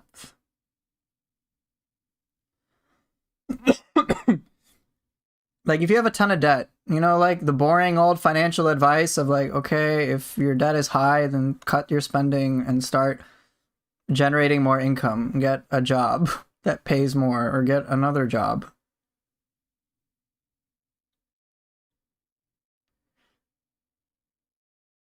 Like, okay, don't eat out as much. Cook at home. It's like, yeah, it's kind of a no-brainer strategy at that point. It's not like it's not a get rich quick type of scheme thing. That doesn't exist for long-term financial health. It's like, do some smart shit, and eventually you won't have to worry about money anymore. And you can relax.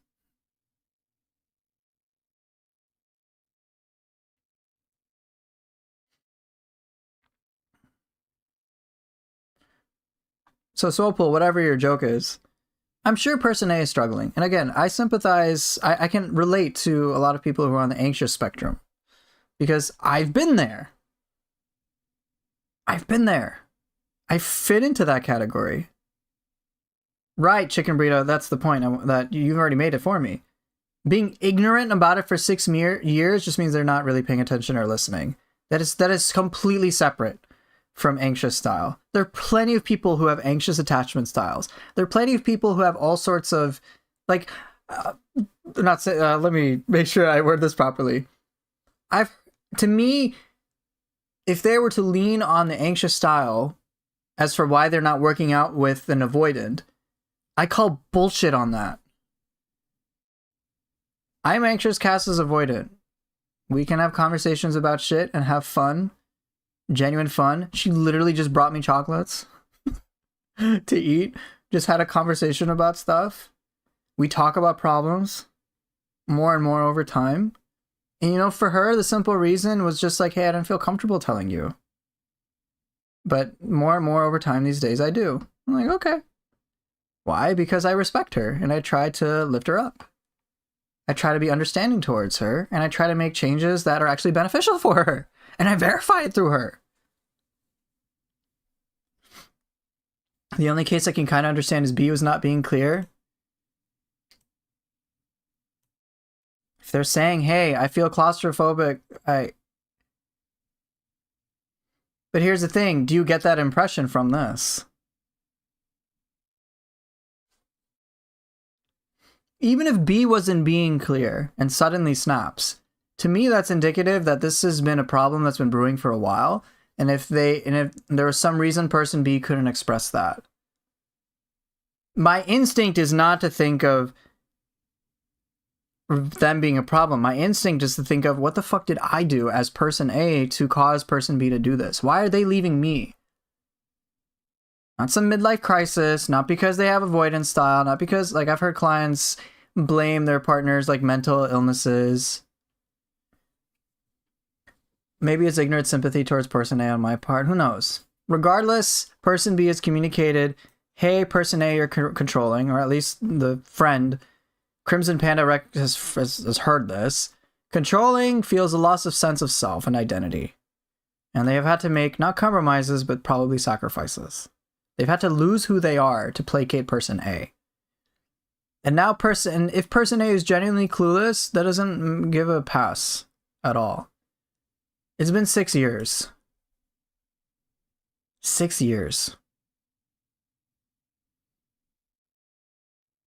I think when person A is saying, hey, person B is walking away, they're really blaming person B.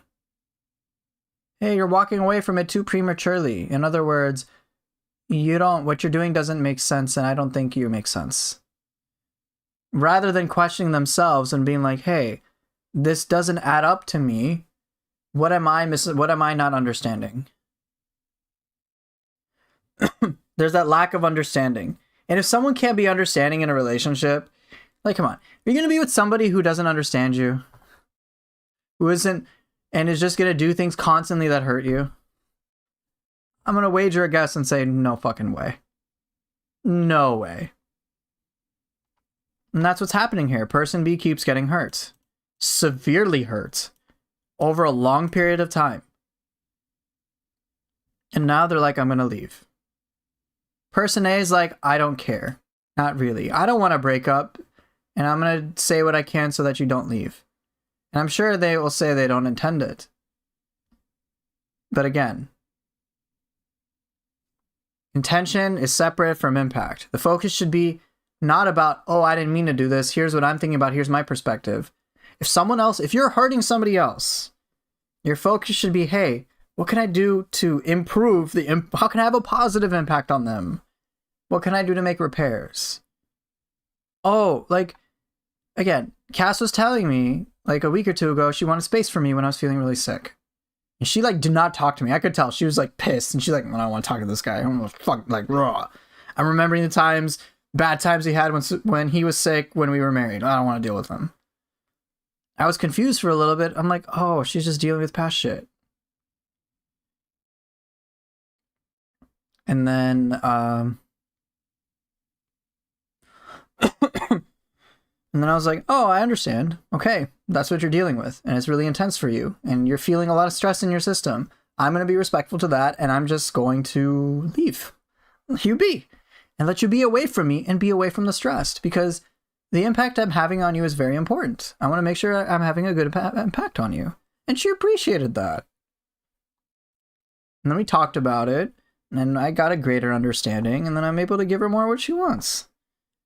And surprise, surprise, she's nicer to me because, lo and behold, I'm being respectful to another human being. Rather than being selfish. And she was nice enough to get me a chocolate. And she didn't have to. Person B should get super jacked after they break up. Yeah, go for it, I guess. But yeah. I'll stop there and move on to a different question. I think I talked a lot about that. Wow, it's already been an hour and a half. I gotta make sure I answer some of the rest. Okay, here's a very different question altogether. Actually, Swopa, let me get rid of yours. Yeah, you don't want yours, so I will delete it. Yeah, I got 4 questions.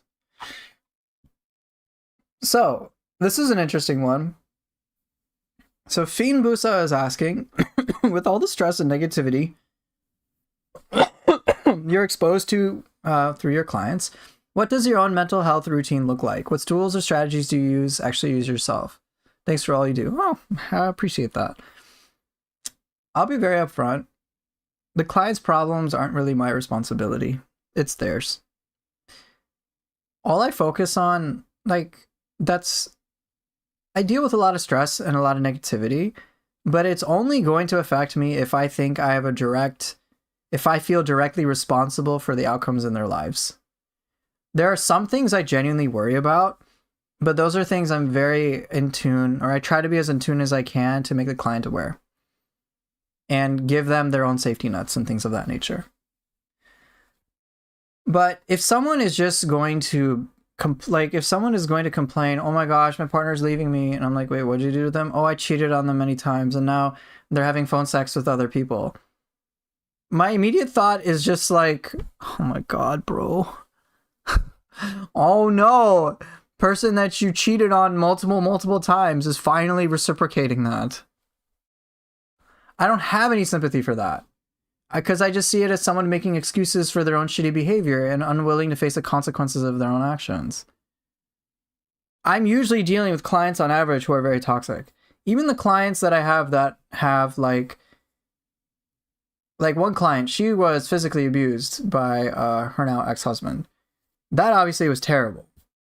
And so I've talked to her about like setting healthy boundaries and helping her understand how to create a relationship in general with healthier self-esteem so she doesn't have that happen again, and helping her to understand how to stick up for herself. But the same client in question also does very toxic things too. Like very toxic things. And I'm like, obviously abuse is never okay. And your behavior towards certain people is not okay either. They both can exist. So my priority is to focus on helping a client deal with their behavior.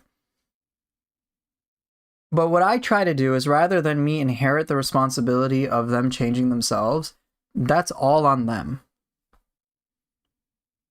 So when it comes to my mental health routine, so to speak, it's me recognizing what's in my control and what isn't, and how I can influence my clients to make changes on their own. So in terms of what practical tools or strategies I will use, I will try to understand what I'm getting affected by and why, and what I can do about it reasonably. That would be healthy in a professional setting. If I feel like I'm directly responsible for a client's life in terms of what they do and how they behave,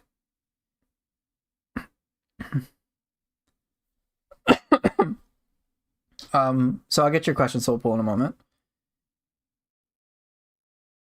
But so I need to understand, I need to have a full understanding of what's happening and what is appropriate for a client-coach relationship.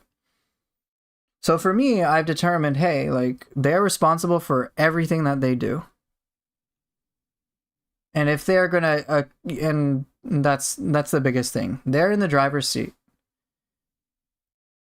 And it's my responsibility to make sure I'm helping them make healthier decisions and guiding them to make their own conclusions themselves. I don't tell them what to do. I've had clients ask me, like, what should I do? And I'm like, wait a minute, why are you asking me? Like, one client is estranged from her daughter, all right? And this client has struggled with basically apologizing to her daughter over many, and it's been the daughter hasn't contacted her for like years because she wants nothing to do with her. And this mother is like broken up all about it. And I feel bad for the mom, but I'm like, wait a minute. Usually with family estrangement like this, and based on what I know about the client and what a client has admitted to me, it's like, yeah, I'm more sympathetic to the daughter. And so the client's had a struggle. She's had a struggle with just sending her a message and apologizing, taking accountability, because she's so stressed and afraid. Oh no, what if I lose my daughter? And then she keeps getting stuck in the same loop. And I've talked to her many times, and I'm like, look, it's ultimately, and she's like, oh gosh, you must be so frustrated that I haven't sent this. And I'm like, this is ultimately your relationship with your daughter. It's up to you what you want to do. I will encourage her to practice her values regardless of the outcomes. No matter what, show up as a better person regardless of what happens. That's up to you to decide. So for me, to answer Fiend Busa's question, I have thought things through about how I want to interpret certain challenges. People going through divorces, since I've gone through a divorce, doesn't stress me out. A lot of the other problems, once I understand why they're happening, it doesn't stress me out. If a client doesn't listen to my advice, I will think about whether the advice that I have is of value to them, and I will question the shit out of that. I will focus on whether what I am doing myself is good. And sometimes it's not, which is why I'm like, oh shit, I need to rapidly improve upon that. But I don't take on more responsibility for things than is appropriate. Like, I've had some clients who've quit me. And they're like, oh, well, you weren't the best coach. And then I'm really thinking about it. I'm like, dude, did I really like break this other human being that badly as much as they're claiming? And then I'm like, hold on, let me really think about this.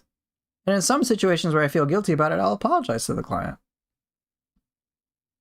But then sometimes, even after that, even after I take accountability about that, the client just is, I'll start to realize, oh, actually, like one client was just, it was an excuse. Like one client was like, oh, I can't reconcile with my wife anymore. I'm not going to even, or rather, because I can't reconcile with my wife anymore, because now she is remarried to someone who treats her really well. Because of that, I'm going to stop working on myself. I know I'm just going to give up. I'm like, wait a minute, dude, didn't I like tell you from day, like I kind of told you, we need to learn to change ourselves for internal reasons. And you say you've been doing work towards that. But now when push comes to shove and you quote unquote lose, you stop. So really, your change was bullshit. And I even told you from the get-go, if the type of change we're making isn't for genuine personal reasons, your partner will smell it. And they will know.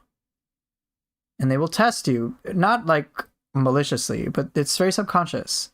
They're always curious to see, are you actually changed? But when push comes to shove, it's very obvious you're not. And you're going to default back to the same toxic tendencies you've had before.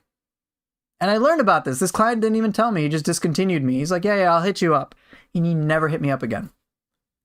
And then I learned through somebody else, oh yeah, it's there are a lot of other people that a lot of other guys who are like partners have found somebody else, and now they're like, oh well, okay, I give up. I'm like, what? I'm like, oh, okay. Or one client who said, like, after I increased my rates, because I was giving him a steal of a price, he was, I learned, dude, this guy just, he's like, well, why isn't my wife talking to me? I've admitted I'm toxic. And then I'm like, then you should understand. But really, he hasn't fully grasped the level of bullshit he's put his wife through that would make her want to leave him and like never see him again. No, it's fine, party crasher. And so, again, related to this question, I don't take this shit personally because I've gotten better and better at understanding where the problems really lie. The stress and the negativity that a client has is, it's up to them to fix. And that's also the healthiest thing for them anyway. Whatever personal problems they have, they need to figure out how to do it how to work through it on their own. My job is just to kind of gently guide them on that. And if there are some like extremes, is just to catch them there. But for the most part, if they're in the middle zone, and I'll try to warn them, hey, like, here's a problem I see. It's up to you, dude, to decide what you want to do with it, but it's your choice. And then they choose, nah, it's not helping me. But I'm like, okay, well, they're making a choice and refusing to take accountability, and they're in actual denial. Right, I'm just the messenger. They don't have to listen to me. So it's not really that personal. Doesn't personally affect me in that regard anymore.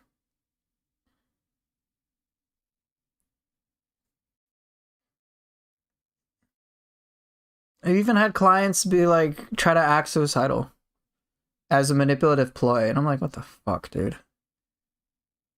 So what I will say, obviously, if I'm concerned about them self-harming, is be like, all right, well, what do you want me to do about it? Realistically, make you feel better?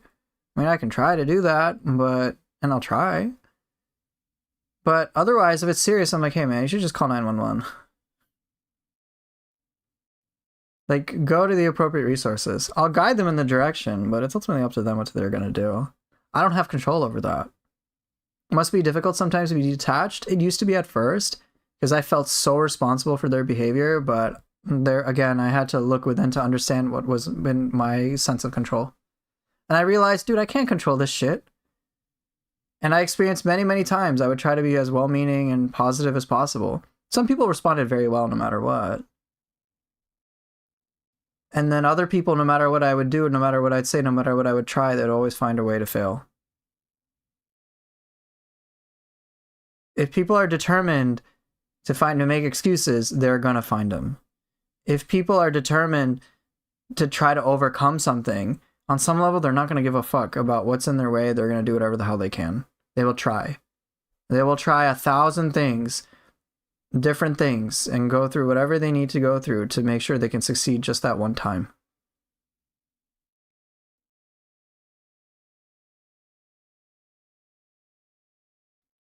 Because, again, it's a thing. If people want to make excuses, they'll make excuses. And once I recognize that, I'm like, oh, it's not. I'm like, this ain't my thing. Then I recognize no matter what I say will help. But if they're but usually with the clients that I work with that I have a long-term, like that it gets better and better with over time, they're very committed to trying to work through things and learn. So the stress or the negativity that I'm exposed to is maybe just a temporary blip. And what I work through them is helping them understand some skills and some strategies to deal with problems themselves. When I am able to do that consistently, I don't worry. I just don't have to worry about it. So it's pretty much that. And the tools and strategies I use myself are the ones I give to them. I only practice what I preach. Same thing for you guys. I pretty much tell you I'm a pretty open book. So like, when I was thinking about the whole attachment style stuff, I was like, fuck attachment style. What I see is someone being controlling and leading to someone to sacrifice who they are. That's a big fucking problem. If I'm person A causing person B to do that, then I need to change my controlling behaviors fast. Like that needs to change like fucking yesterday, and I need therapy or whatever it is to address my personal problems. That needs to be changed right the fuck away. Because once you address that, don't have to worry about sacrificing again. Other person can feel whole. And if anything, I need to change my behaviors from being controlling to being more empowering. So let someone be free to do whatever the fuck they want to do. And if I'm so insecure that person will leave me, then guess what? I need to show through consistent actions that I'm the person that they can feel like they'd want to spend the rest of their life with or be with. I have to treat them so well. Basically, I give them so much freedom that they can leave whenever they want. They can be whoever they want to be. But I treat them so goddamn well, they're like, they never want to. It's like with video games. For me, sure, there's a lot of other video games that I could play. But for me, Neo 3 is so goddamn enjoyable, I only play that.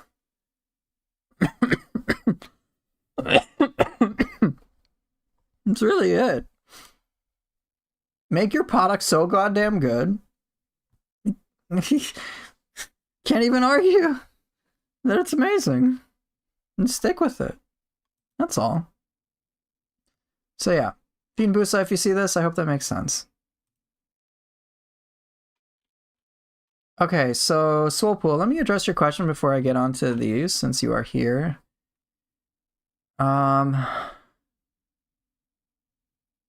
Okay.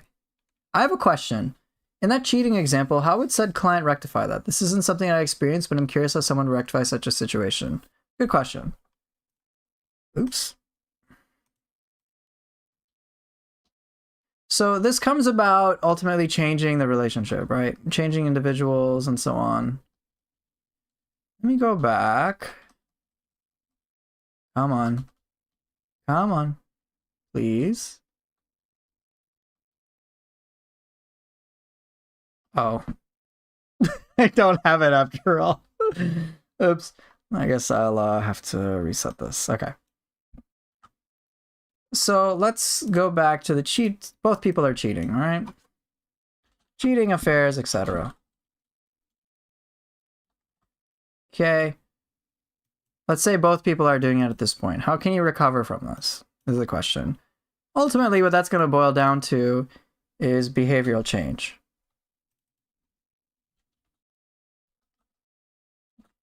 All right. Now, what could end up happening, you could stop cheating, and the other partner could keep going. And you're like, oh, fuck, I guess the relationship's screwed after all. And you can certainly operate that way, which is what I imagine people do. But again, what we do does have an impact on the other person. So what I advise my clients to do is change from within. All right?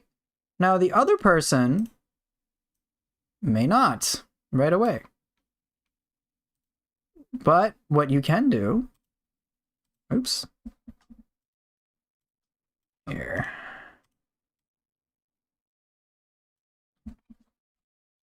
What you can do is your behavior can inspire another person to change. Like with my Neo stuff. If I wanted players to play more in line with the way that I'd like, not that I cared that much, all things considered, but if I wanted to inspire other people. So what did I do? I try to create content that would make people curious. And be like, whoa, I've never seen someone play Neo like that. Whoa, it's so cool. I kind of want to learn and try it. Oh my god, this guy has guides. Whoa, dude. I feel like I can become such a better player. I feel like I can change. I want to change. This seems so fun. So if both people are cheating, I would tell the client in question, well, one, you stop doing that. And second, give your, and this to specify, this goes into change from within. Hold on. I would advise them to change from within. That's the biggest thing. Now, what would that entail? That's a good question. So I would say, since I talk about the emotional safety theory of relationships a lot, I would say, hey, focus on giving somebody emotional safety. In other words, be understanding towards them.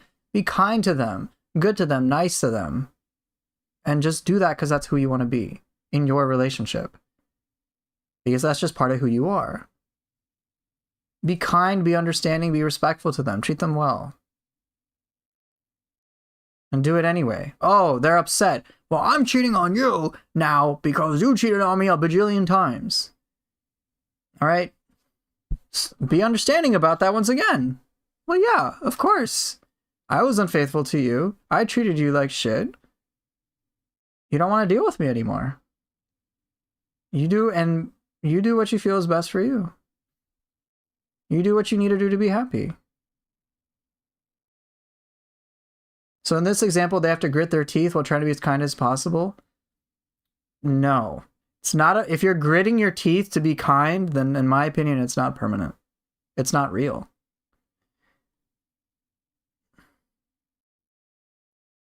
It needs to be a permanent, genuine change.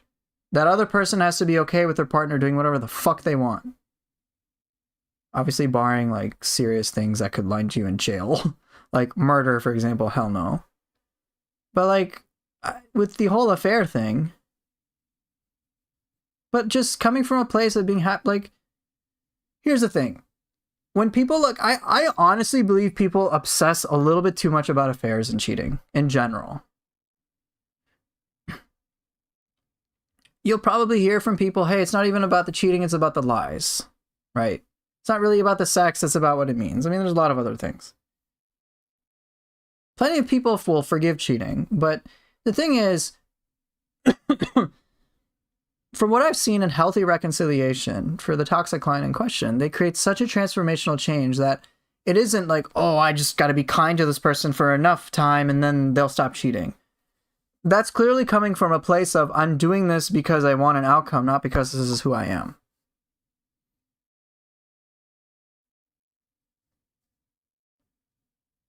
I don't think I'll be able to stay calm if I got cheated on. Right, because the focus is then on the self. It's not on the other person. Like, if someone cheated on me, I'm not going to necessarily be with them, but I'm still going to be nice to them. I mean, would it not be hard to be kind to them if they continue to cheat? It would be if you don't understand why they did it. And in my experience, Yes, Chellin, this is Neo 3 DLC. In my experience, if you really understand, on average, most of the time, from what I've experienced in my work, most of the time, if you understand why somebody really has had an affair, you don't, it makes sense. And you're like, oh, that's why they cheated. I know exactly what I can do in the future so that this is not an issue again. And on average, I don't think people are happily cheating.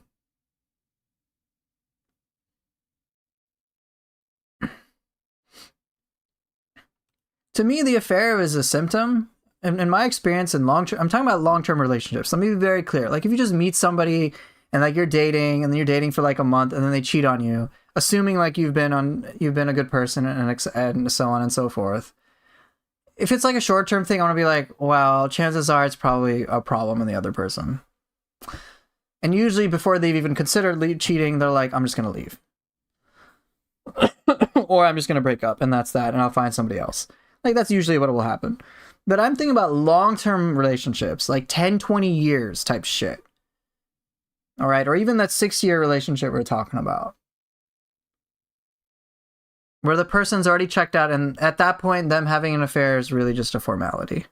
Just like a technicality, it's just semantics at that point. It's not like the stereotypical whatever. But to me, it's a symptom of a broader problem for long-term relationships. Like, Cass wasn't, like, when Cass initially made the decision to go through divorce, she wasn't happy about it. When she finally did end up going through it, she's like, oh god, thank god, it's gonna be a fucking relief now. But the whole process to her to get to that place was very, very painful for her. And here's the thing. Someone who, like, society will instinctually judge somebody when they have an affair. Like, I get it, I understand. The instinct will be to judge rather than to understand. What I will encourage my clients to do is to just try to be understanding towards their partner anyway. To try to understand why did they have the affair. And usually, in my experience, they're like, oh yeah, I kind of, that makes sense, and I did a lot of fucked up things. Like, I really, really fucked it up. Like, really fucked it up. And honestly, the affair doesn't really matter anymore. Because I did some really terrible shit. So yeah, it's kind of a moot point. It's not like the stereotypical, oh, I was, like, the clients at first will usually be like, oh, I was so good to her, or good to him, and he cheated on me. And, like, he is so evil, and blah, and condemn. I'll never be able to forgive him. Oh my gosh. Right, wizard. They're blaming the victim. They're doing that. And I'm seeing that tendency. I'm like, look, before we assume that your partner's just a cheater, let's try to make sure you're actually being fucking healthy. Let's do that first. Let's address those problems first. But once they can understand all the problems that led to said partner deciding, hey, I'm going to walk out of this relationship and leave. Like, most commonly what I've seen is, hey, I'm leaving you, and I've been actually having an affair on you, and I'm going to leave you for that person. And I'm divorcing you. Here's the divorce papers, or something like that. Like, that's what I see. Like, they've already left. It's not like, oh, they were in love with somebody and then they cheated. And usually in those situations, it's, if that's what's happening, then it's like the partner who gets cheated on is just like, okay, I'm leaving. They're usually the ones, like, it's a very different dynamic. But the tendencies of the partners who's been cheated on, and my experience with my line of work, it's like, they're pretty toxic. They've already set up a shitty environment so that their partner is already thinking of like, hey, I don't want to be in this relationship anymore. I'm already looking for somebody else. And I just need a moment to leave. Once I can leave, I'm going to leave. And then they start to leave. And then the toxic client is like, oh my gosh, they've been cheating on me this whole time.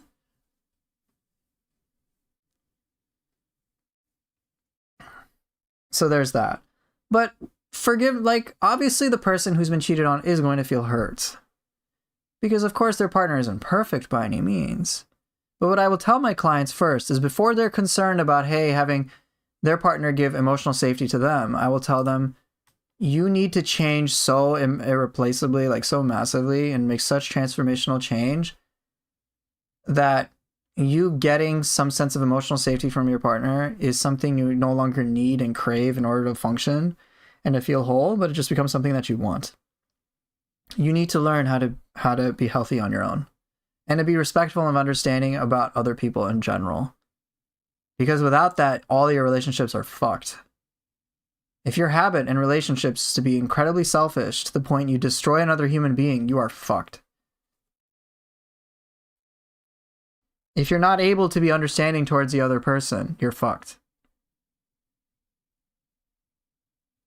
And that's what I tell them to focus on. And clients who do that really well and focus on changing themselves from within to be really good people, really understanding people, very loving people in general, very empowering people, supportive people. I don't know if you've heard of Maslow's hierarchy of needs, people who can help their partner self-actualize and give them those really like important needs. They don't have to worry about affairs anymore. It's not even a thought. They're like, no, like it's actually really good now. There's never a concern. The partner will become so fucking inspired. Correct, Soulpool. It is not about rectifying. To rectify the situation, the biggest thing is change from within. It's not about getting an outcome of forgiveness. It's not about getting them back. That is secondary. It is about changing who you are as a person. You create, if you become so amazing to them, over time, and let's say they're being shitty towards you. They're like, oh, you're a piece of shit. I'm still going to cheat on you anyway. You deserve to be cheated on or whatever. Or, whatever mean thing they might say sometimes. And no matter what, if they give to you some sort of negativity, you reflect positivity onto them. And you are at peace doing that. And you can do that forever because that's who you are now. Eventually, you are going to inspire them. It's really hard to be mean to somebody who's just perpetually kind to you. Especially in a relationship. And let me caveat this with this, because of course we all know people who are shitty to nice people because of their own fucking personal issues. Of course we know this. But I'm talking about in a relationship. If, let's say, someone in a long-term relationship, when, let's say, you've been craving for your partner to be loving towards you, all of a sudden they are. And now you, like, start lashing out at them, you're getting upset with them. But every single time, no matter what you do or say, they're very understanding and loving towards you. They're very kind to you. They're always trying to do better for you. And you can tell they genuinely want to do this for you. And it seems like they genuinely care about you. I mean, you guys tell me, how hard would it be hard to kind of to be mean to them, to be like an asshole to them? Would you feel like at some point, it's been like months, if not years, this person has been genuinely kind to me. I don't think this is bullshit. I think this is real. Do you think, I imagine at some point you'd be like, all right, let me see what it's like to be nice to them. And then when they're nice to you, or when you're nice to them, they are still kind and generous and loving towards you. Wouldn't that inspire you even further if you knew it was a permanent change? If it's something you could trust, no matter what, and anytime you brought up past baggage, they healed you. Anytime you have an issue with them, they work it out with you. They're understanding about your behaviors that you judge yourself about. Wouldn't you feel more comfortable with them? Wouldn't you feel safer with them? Want to talk to them more? Just feel a little closer to them. Feel like you don't have to do what you had to do before. You're not stuck in a survival mode anymore. Yeah, that's when you become family. Exactly. That's what I focus on.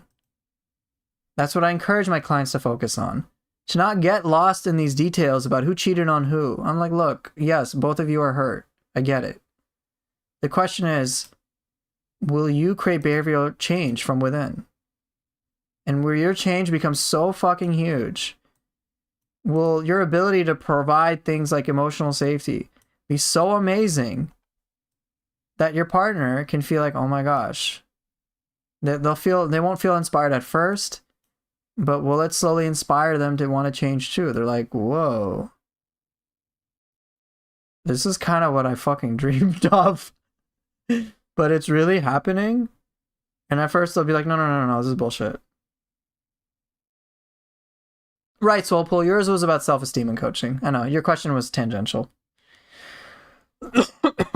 It was just a curious question. I gotcha. So, yeah, eventually you'll inspire them. And then get this. You know what's also really easy? You know what makes it easier for you, for anybody to keep changing and growing within? When someone's being nice to them too. It's a feedback loop. It's like, oh, I'm nice to them for a long period of time, and oh, they're actually being nice to me. That inspires me to be even nicer to them. And then that in turn inspires the other person to be nicer. And then it just keeps going back and forth. All you gotta do in that situation, regardless of this shit, is keep changing from within and keep planting seeds, so to speak, of creating that environment for good things to blossom and to happen. In other words, as Ray's is putting it, just be nice, bro. Just be nice. That's kind of what I think about. I'm like, oh, yeah, oh, be nice to nice people, and the nice people will be nice back to me. Oh my gosh. Wow, that's so complicated. Oh my gosh. Okay, so you're gonna have to give me treats for me to keep being nice. Yes, I'm glad that's your takeaway. That's all. So I say worry less about the other person's behavior. Regardless of what they're doing, you do what you can within your control to become the type of person that would be really awesome, really nice, that you'd be nice to, that you'd respect, that you'd feel comfortable with, that you'd feel safe to, someone you can be proud of. Do that anyway, across any situation you are faced with. Whatever your challenge is. Oh, it hurts when my partner's cheating on me. Well, what should I do in this situation when my partner's cheating on me?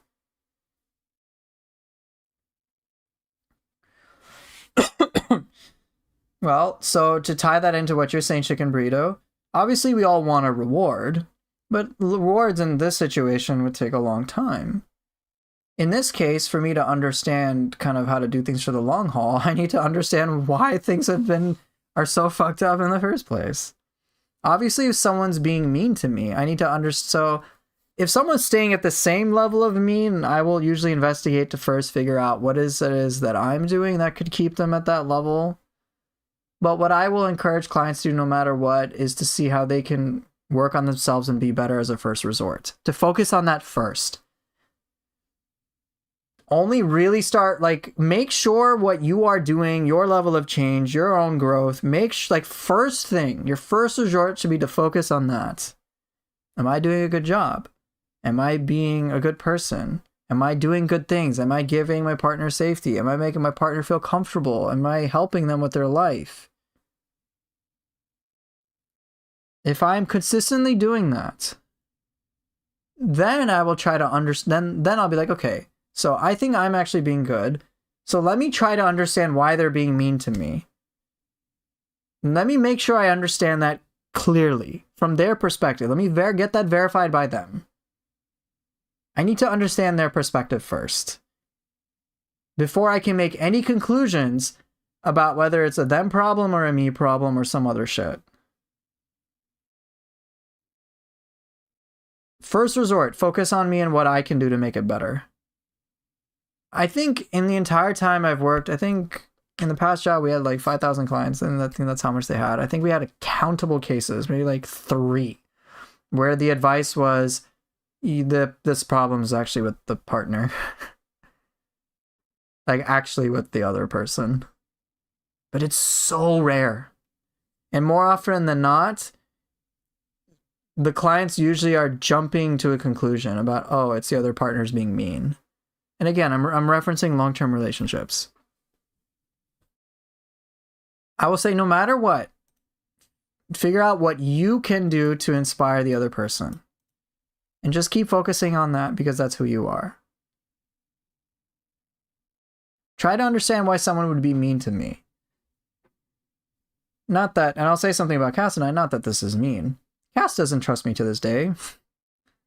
I don't bat a fucking eye. Oh no, she doesn't trust me. I'm like, well, yeah, no shit. No shit. Oh no, she doesn't trust somebody who she's known as being emotionally abusive for almost the entire time she's known me.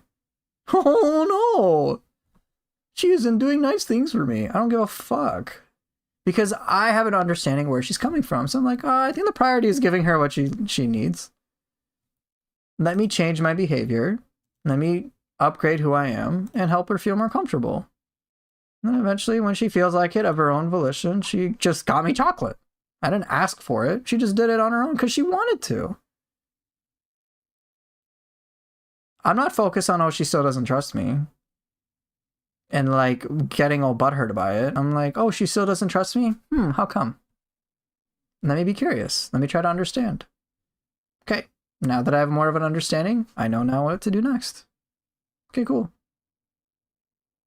And that's my focus day in and day out. Now, if theoretically, Cass, if I was to keep growing and changing and I had intense security over about my behaviors and my thinking and who I am, and she were to theoretically keep being mean for like, I don't know, a year or two, then I'd be like, okay, I think I can walk away. And I've had to walk away from some people too. Like I was giving that example of that friend or whatever, right? That former friend. I gave him many, many chances and I try to be understanding and then he still does dumb shit. I'm like, okay, I'm not dealing with this anymore. Or with other people I've cut off. I'm like, okay, like I was like that person B who was like, hey, I keep having the same issue with you over and over and over and over and over and over again. And I've talked about this and I try to be understanding. I've tried to work with you on this. I don't know what it is, like what's going on. And then it's like, all right, it's been like a decade of me trying this shit. I'm out.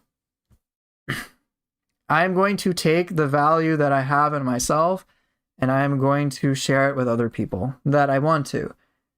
And then what happens in those places where I want to, it works easily. It's like no stress in comparison. And then whatever conflicts we might have, they get resolved.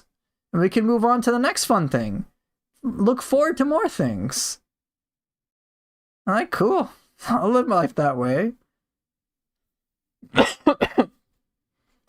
No worries at that point. But even in those situations, my process is whatever the problems are that exist, what change can I create from within to inspire better things, better outcomes over time? That's it. As Yoshimaru is putting it, I will try to focus on how I can move forward to a better future. What can I do to create a better future? And not focus on what's happened in the past. Not even necessarily focus too much on what's happening in the present. Like I'll use the present to guide me towards what I want to do now so I can make things better for the future. But I'm looking to create better and more change in my environment over time. And I've got to believe that if I were to create an environment where someone would feel very comfortable, very safe with me, would feel very respected, would feel like they can be uplifted in all walks of their life, I got to believe someone's going to respond to that pretty well. And so that's what my focus is on. The moment I start thinking about what if they keep being mean, and if I start to fixate on that, I'm already starting to skew my perception more towards things externally rather than focusing on what's in my control. That concern if they're being mean to me is not something I think about for a very long time, assuming there's zero improvement. But if things are slowly getting resolved, even if it's messy in the short term, if they're getting resolved, I'm not worried. So that's all.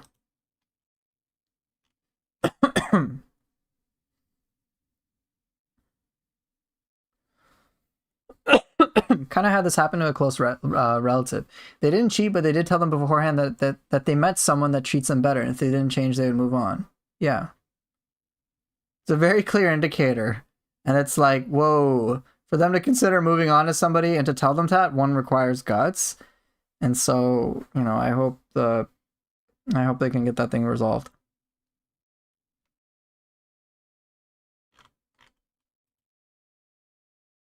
But yeah, no matter what, I just advocate for people. Just look, 99.9% of the time, I would just say, hey, focus on figuring out what you can do to change things for the better. And try that as long as you can. Give it like a year or so.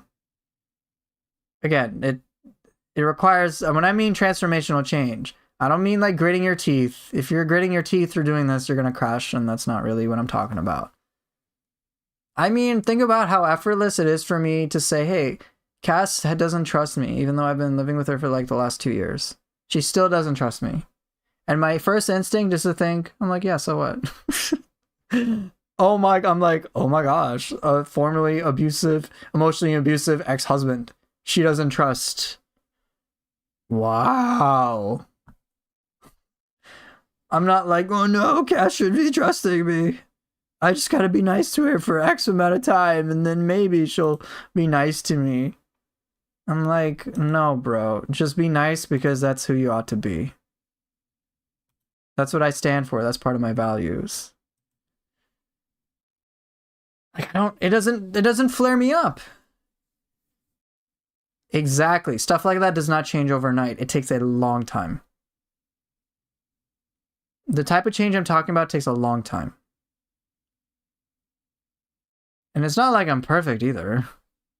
I'm still committed to doing this.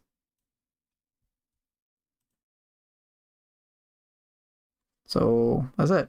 And then, of course, over time, Cass does trust me more and more. In fact, I don't worry about it. She's like, yeah, I don't trust what you say. I'm like, yeah, that's fine.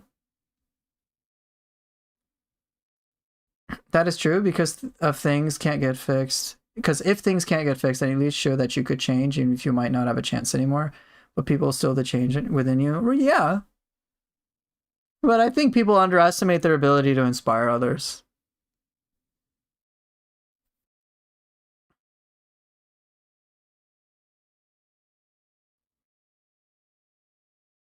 It's a thing. Discounting their own potential positives.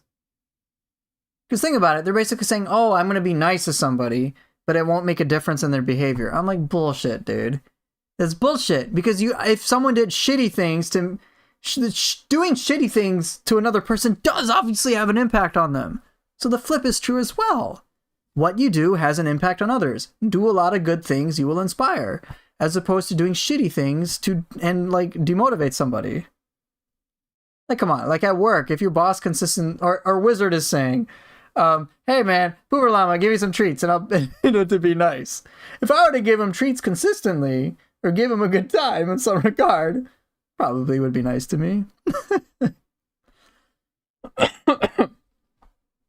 That's a silly example. But like if you went to work and your boss consistently treats you well and like advocates for you, like maybe you guys have dealt with managers who like are on your side and it's very clear like they're stand-up dudes or something, you'll be more inclined to try to do better at work, to advocate for them, to defend them, stuff like that, stick up for them and whatnot. Do a little bit more at work, more higher quality work, as opposed to like bosses who are like, you gotta do your work, grind you to the bone, you're a shitty worker, you don't output enough. At some point, you're gonna, like, after you get broken from those working conditions, assuming you stay there, at some point you're gonna be like, ah, fuck this, I'm out. I'm gonna go find another job. Same pay, maybe even a little less, but like, I will internally be intact. It's like, that's really about it. It's like, oh yeah, okay. Just create a good environment, the rest should take care of itself. When I got fired from my job, nobody said bye or anything. I thought we were on good terms. Yeah. That's a thing. I believe in the... Yes, I'm still bitter. Understandably so. That's a thing. Like, I had a work experience. One of my previous jobs. It was an awful work environment for me. and then I got terminated, and then like months later, I think I talked about this last time, but then like months later, they wanted to hire me back, and I'm like, nah, nah, I'm good. You could pay me 10 times the amount of money. It's not worth it. It's not worth it. I'm not doing this shit anymore. And I said certain changes need to be made in the environment before I'd reconsider. Those changes haven't been made, so I don't reconsider. I have problems with them. They're not willing to change their behavior. The company's not willing to change from within. I don't feel comfortable working there. There's no fucking way I'm inspired. I'm like, no. I'm like, I'm good. That's it. But if they did make blasting, but like with employment. Oh, I thought about that too. I'm like, oh, they might pay me a lot. That could be nice. But then I was like, you know, what if instead I could just do it all on my own? What if I could just do it myself? Would I be okay with doing it even if I got significantly less pay? I'm like, hell yeah. I'm like, I'm just like, fuck it, whatever. That's how, just to be clear, I had that concern too, peeping. I'm like, oh, I could get the money, but I thought like, when I really, really thought about it, I was like, no, I really don't want to. It is that low for me now. That job is that shitty to me now. Where I'm like, nah, fuck it. It's the so Chicken Burrito will know this. This is that job where that boss was saying, I'm more humble than most people. And he was telling me I was the problem. Dead fucking serious. He's like, yeah, I know you're the problem. And like I'm humble than most people. I'm like, what the fuck? No one will ever treat you like I do. I'm more humble than most people. Exactly. At that, like, I had very damaged self-worth back then, very low self-worth, and now I'm thinking about it, I'm like, who the fuck would say that? I'm like, ego much? I'm like, oh my god. This is the guy running this business? What the fuck? Like, alright. I'm like, y'all deal with it.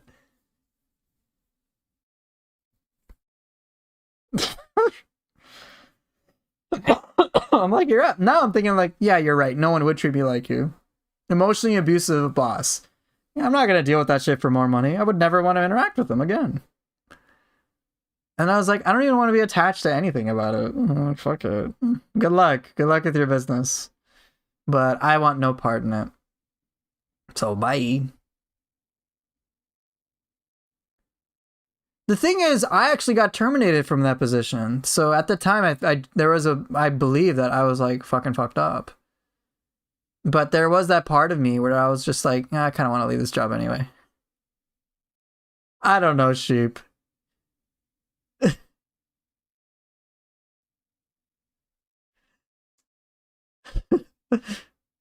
Most humble boss, right? But yeah, he was dead serious. It wasn't a joke like I know we talk about. But yeah, they offered me a job back and I was like, no, I'm good. I don't want it. I'm like, all right, good luck to you.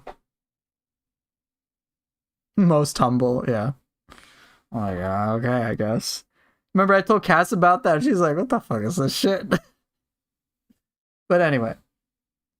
I'm not inspired to work for them because the environment has not fundamentally changed.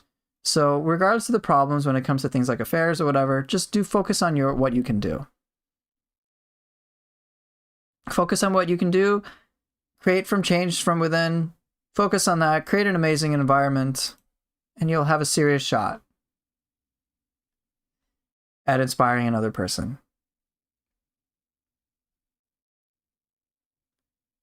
That's it. That's all you gotta do. Of course, oh no, he didn't offer me the job. One of his employees did. One of his employees reached out to me and offered me the job back. And like he was like, yeah, so you probably saw this coming, but you know, so and so, was harsh on you or whatever, and we're just wondering if you want your job back. And I'm like, I was a bit broken at the time, so I was like, I was kind of terrified of working at that place again. So I was like, no, I don't want to like be a part of it. And so now I'm just like, no, not even thanks. Oh, the boss did reach out to me on Thanksgiving too. And then he was like trying to do some apology, but I'm like, bro, this doesn't even seem like it has heart. He was like, oh yeah, I'm learned some humble lessons in leadership. And I'm thinking like, bro, what the fuck? You learn this shit now? Oh, gee, I don't know. Don't be emotionally abusive to your employees. I'm like, get fucking serious. This is like bare fucking minimum. And you're reaching out to me on a holiday. And Cass was like, yo, red flags. This is weird. And then he offered, he knows where I live. And so he's like, hey, I'll be in town in such and such area. I'll be in town in such and such area. So if you want to get some things off your chest or something, I'll be here. And now I'm like, now when I think about it, I'm like, you ain't real fucking serious. This isn't real effort. And then I was like, no, I'm not coming. I didn't say thanks. I'm just like, no, I won't be there. And then he was like trying to apologize. And then I was just like, block. The flag is redder than the Takeda clan. Exactly.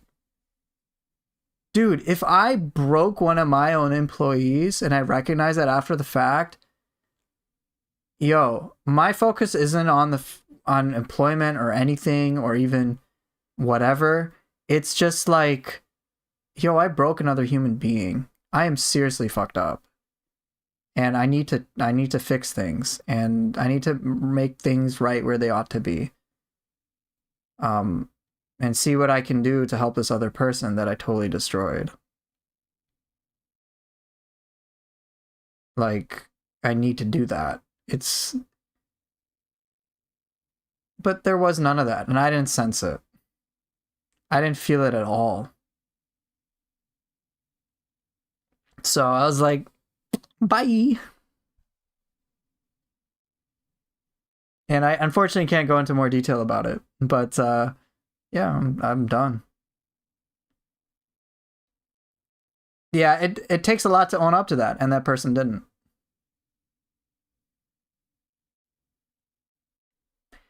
Again, there's more information. Cass knows about it. There's more information I unfortunately can't talk about. But the context of this, the details I already give to you, you'd be like, holy fuck, this is like mistake. That mistake is already bad enough, but considering the context of this, it's even worse. So that's that. It's so fucked up. All right, how much time? All right, I gotta address these questions. So yeah, so it was pretty bad. In any case, let's get on to this next question from username Codex. Why does my ex always come back to me after every relationship ends since 2018 till now? Every time she's broken up with or got broken up with, she's broken. Okay, so anytime her relationships have ended, she's come to me a few weeks later, and this past time she was with for someone for 3 years and came to me a week and a half later as if that never meant anything to her. Pretty sure she has bipolar, maybe not. But I'd like to know why she always comes back but then goes to me for someone else while showing me she really cares about me but is so quick to switch up on me. What I would say to this Codex is if this is the type of your behavior you're getting, is to just not engage with it. Honestly, I wouldn't even give a flying fuck about why she's doing this. Because the fact is, she is doing this hot and cold type of behavior. Maybe she sees some sort of hope in a relationship with you. Maybe she feels lonely. Maybe it's this reason. Maybe it's that reason. Maybe she has bipolar. Maybe she doesn't. But honestly, the simplest way I could put it is, my guess is she has personal issues. But I'm guessing in this situation, you broke it off with her. I don't know the full context of this, so that's a bit of an issue. I'm assuming you broke it off with her and you don't want to be in a relationship with her ever again. And then she's saying like, and then she does certain like hot behavior and then cold behavior, hot and cold behavior, right? So the thing is, in my mind, she doesn't see you as a person she wants to be with permanently. She doesn't see you as like irreplaceable, her one and only. She doesn't. Otherwise, she wouldn't do this. Now, why she doesn't see you that way, I can't say. I don't have enough context. I don't know if it was because you didn't treat her well, but even then, I don't think she would come back to you. If you didn't treat her well, and I don't think she would flip-flop. I think she would just... I don't think she'd come back to you at all. To me, my guess is based on this, yeah. So I'm just going, this is just a hypothesis. I don't know if this is the case. My assumption is that Codex in this situation is the one who left his ex. Oh, Toxic. Did you give me a membership? Hey, thank you. I really appreciate it. 9 months? Jeez. Well, thank you. Thank you very much. So my assumption for this situation is that you're done with her. And I'm guessing you did treat her relatively well. Maybe not perfectly, but she's been kind of more the messed up one. That's my assumption. As in, basically what I'm saying is, I don't think Codex would be my client. I think the ex in this situation would be my client. That's the assumption I'm operating from. Again, I don't know, so this is just based on that. But my assessment of that is, if they're flip-flopping like this, they don't see you as irreplaceable in one, and second, they got a lot of personal issues. Assuming my assumptions about the situation are on the right track, which they may not be, I would just say don't concern yourself with why. Like, maybe she's having personal problems, but you don't have to be in a relationship with somebody.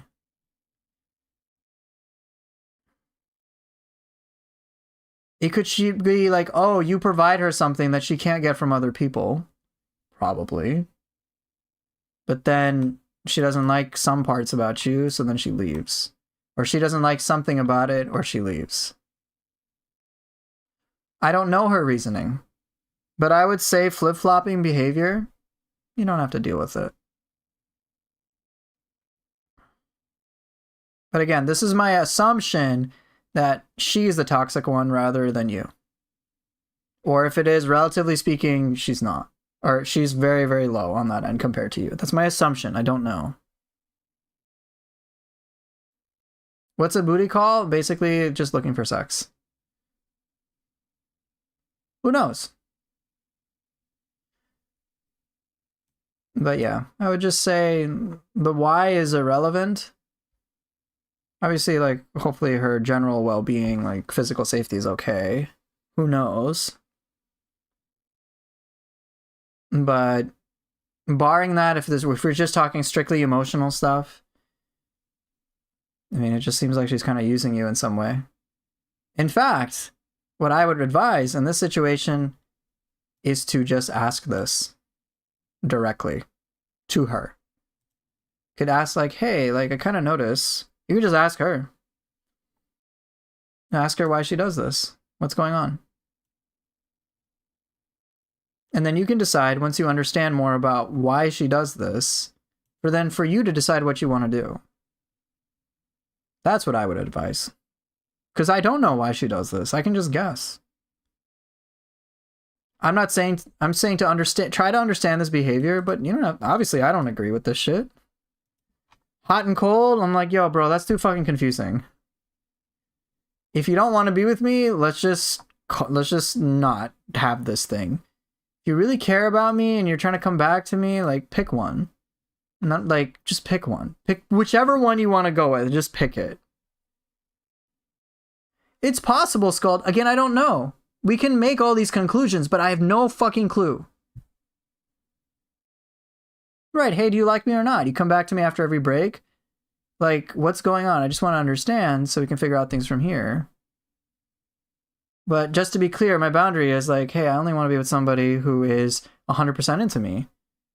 Because because I got to, then you can express your perspective, but like, hey, like, you know, it's like, I want you to be happy. Like, I care about you. But like, for us to be, it seems like you're coming back to me some sort of relationship sense. But, you know, I feel very confused, to say the least, when it feels like, when I notice that you'll say you care about me and then you switch up on me, like, what is going on?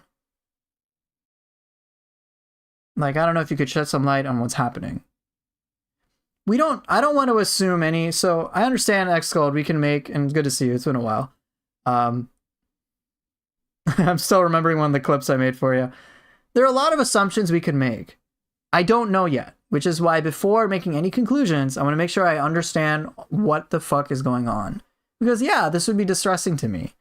Once I understand what's going on, then I can decide what I want to do. More likely than not, based on the assumptions I've made, I don't even think the girl knows what they want. Yeah, maybe she doesn't. Who knows? I don't know. Could try to help her figure out what she wants too. But like, on some level, based on this, my impression is just going to be like, well, I don't want to deal with the hot and cold behavior at the very least. So one thing is, I'm just going to say, I don't want to get involved in this. I don't want a relationship. Like, we can be cordial, we can be friends. If like you want to be friends, that's fine. But like, I'm not comfortable with someone who isn't 100% into me. I don't like how it feels. For me, I feel like I'm treated like a toy. Like, I don't matter. I don't like it. Right? And if that person is, and then you can see based on how they respond and what you want to do with it. Because, I don't know, maybe there could be some legitimate reason or some shit that's happening. I got no fucking clue. Who knows? Or it might end up being they're making fucking excuses. But either way, the more we can understand about what's going on, the better decisions we can make. That's my priority. I think this question is great, but I think this question is better reserved to be asked to this X in the question. Try to figure out what the fuck is going on. And then seeing how the behaviors that are reflected onto you, for you to decide what you want to do with that, how you want to be understanding towards that. But just to be clear, like, if I'm just going to go knee-jerk reaction, my knee-jerk reaction is just like, I think she's got serious issues, and my knee-jerk advice would be like, probably stay away from this. Because this hot and cold behavior can feel very manipulative. Right, it could be that swole pool, it could be all sorts of these reasons. I have no clue. I wouldn't even, so personally speaking, I wouldn't encourage the rebound sex at all. I think that just would make this really messy. It could be love bombing, right? It could be that. It could be that. Oh yeah, likewise, but those are the two ends. Yeah, I wouldn't advise rebound sex like this. I generally don't recommend it. It's not good for long-term health. I focus on long-term stuff. But for me, in the long term, like, if I was in this situation, here's what I would genuinely do. I would try to understand her behavior, but I would also just keep my distance from a relationship. I'm like, well, we've been in a relationship before, and this pattern has been happening for 8 years. Let's just make sure we're both, I don't want to be in a relationship with you based on this behavior. I don't feel comfortable with it. But I'm still willing, separate to that, to just be right, because it's not healthy at all. Yeah, I don't want that. I don't think it could be healthy whatsoever for either of us, but maybe there's something I could help you with. Maybe I could guide you to something that's helpful for you. Maybe, for example, speaking to a therapist because you're dealing with some deep problems could help you. I don't want to be in a relationship with you, but I still care for you and I want you to get what you need to help you. Like, if you have bipolar disorder, maybe you do need the help of a therapist. Right? Maybe I can be a friend you can talk to, but I don't want to be in a relationship with you. I don't know. That's the thing. My brain, though, right now is very much geared towards kind of like some of the things that Chad is saying is just trying to learn what the fuck is going on. This question why is great, and I would want to talk to this exiting the question. Hopefully none of these requests are falsely fabricated in any way. Maybe, maybe not.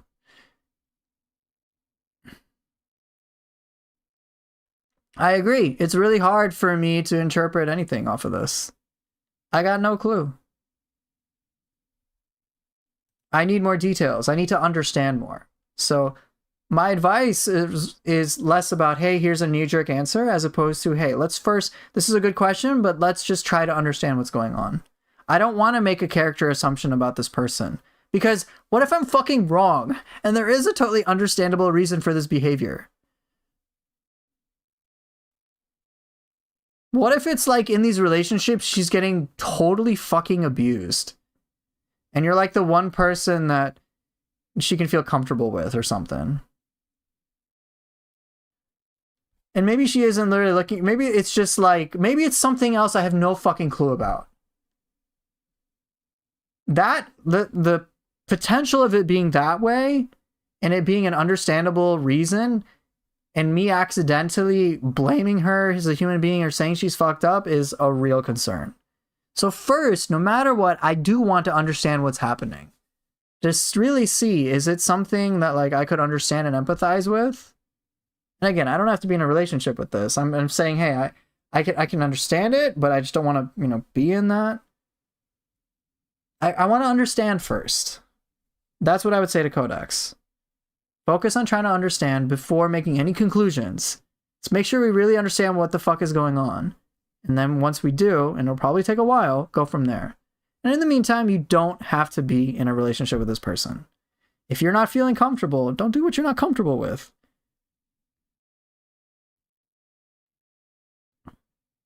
Because yeah, it is strange. Hey, it meant nothing to her. Like, wait, what's going on? You were with somebody for 3 years. That's a long time. It meant nothing to you? What's going on? Tell me, like, I want to understand. So that's all I would say.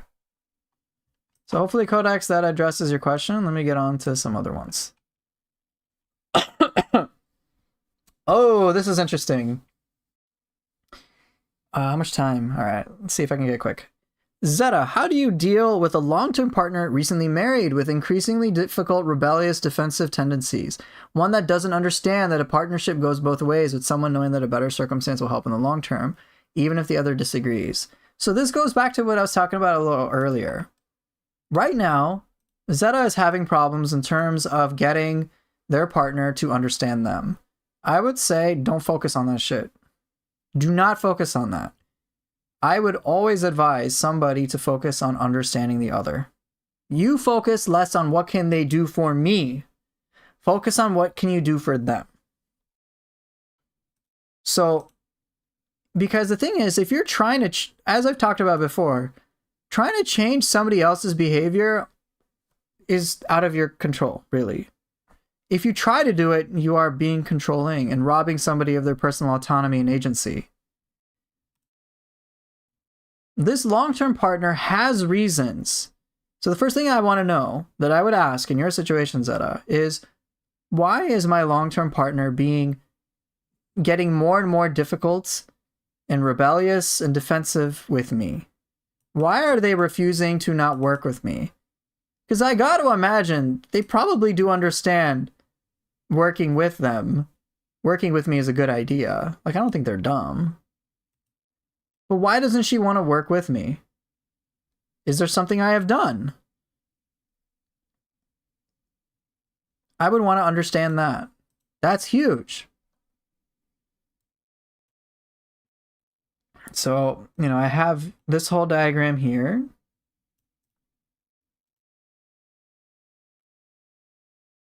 But what I always try to say is to understand others first. That's something that's instrumental. Can I make this nice? Understand others first, yes.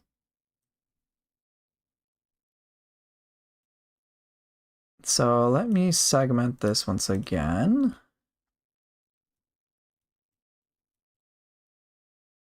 So let's add this here. Oops. You go there. No, no.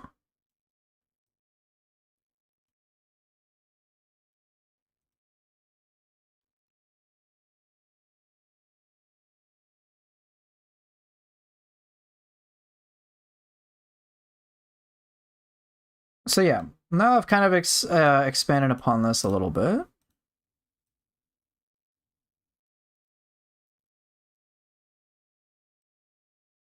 Here's what I would say. Right now you got some relationship problems.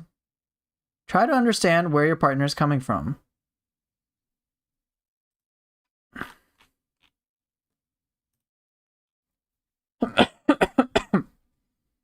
Always try to do that. Because if you're trying to change something, like if you don't know why she's doing what she's doing, then just telling her, hey, you need to change, you need to change, you need to work with me, one, is kind of controlling and bossing her around, which is already a problem. But second, it's showcasing you don't really understand where she's coming from. And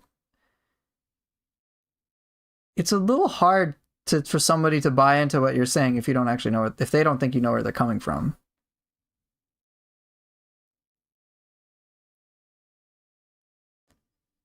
How many times, so for chat, have there been moments where someone's giving you advice and you're like, nah, that doesn't apply?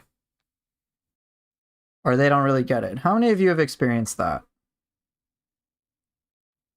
Just type in a message of any sort, or just say yes.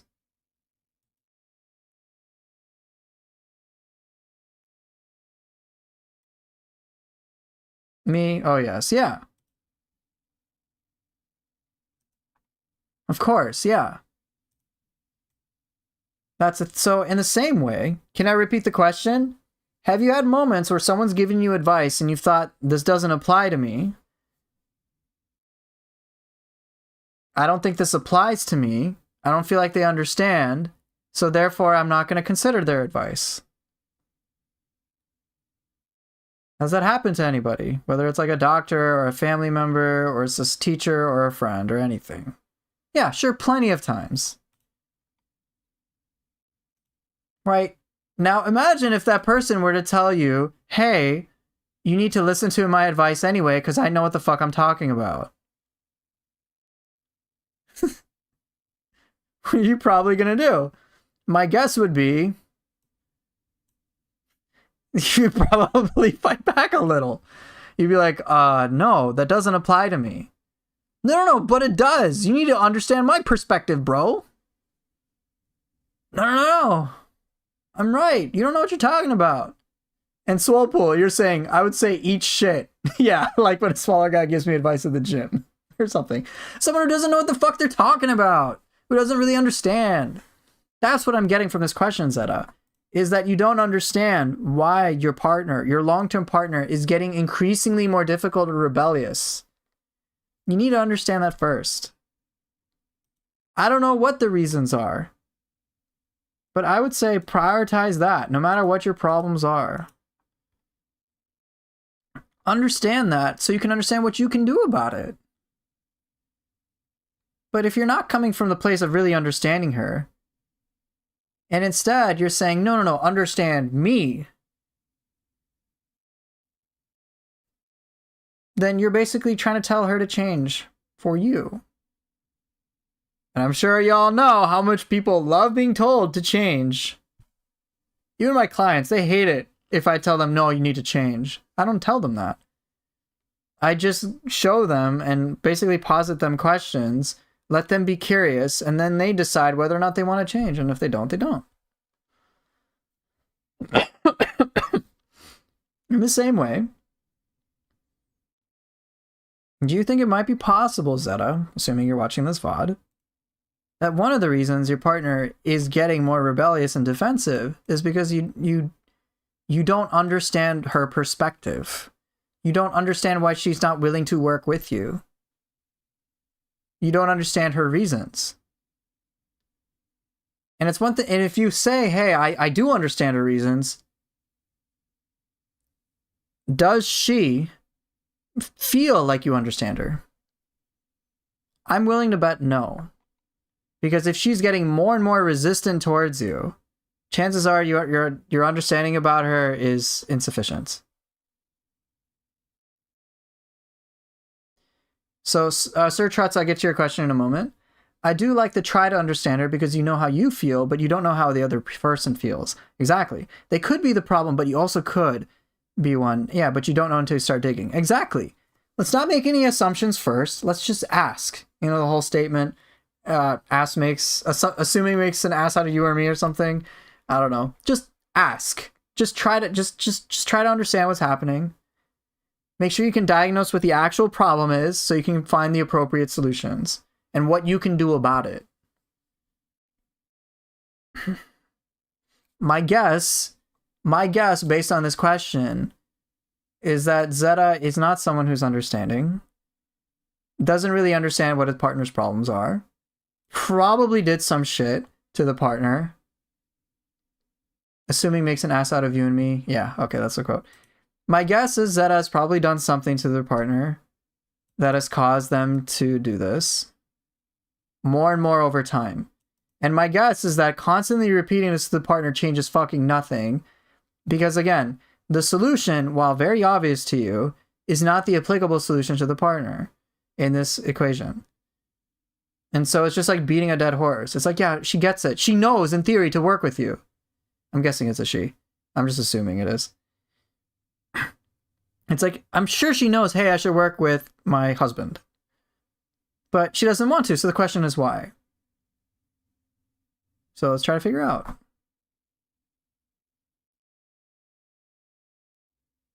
Don't try to change her. Try to understand her so you can understand what you can change for yourself. It's the safest bet, in my opinion. All right. So, Sir Trutz, you kind of asked kind of a question related to that. How's exactly is one going about that exact understanding? I mean, that is the obvious follow-up. I know it sounds easy, but is it really? It's as easy as you make it.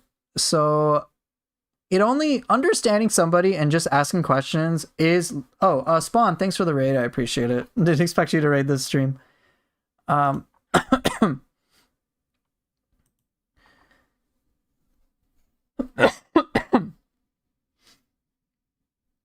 But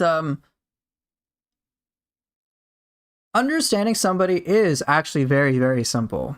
It's not easy if you've got a lot of shit and baggage in your head. Like, how hard is it to ask somebody, hey, why'd you do this? Or what made you do this? Or if I was to ask the partner in this question, like just very logically without any, just on the surface, how hard is it for me to physically move my mouth and ask the question? Like, hey, honey, I've been noticed recently, like, it seems like you seem kind of pissed at me. And I know I've been recently talking about, like, how we should work together, and it seems like you don't want to, and I'm guessing you have a lot of good reasons for it. And I'm guessing it might be 1, 2, or 3, or it might be A, B, or C. That's my guess. That's my current understanding of it, but there's probably more I don't understand. Would you be kind? Could you let me know what is making you, like, get so pissed with me and not want to work with me? I'd love to understand that. Objectively speaking, how hard is that to say?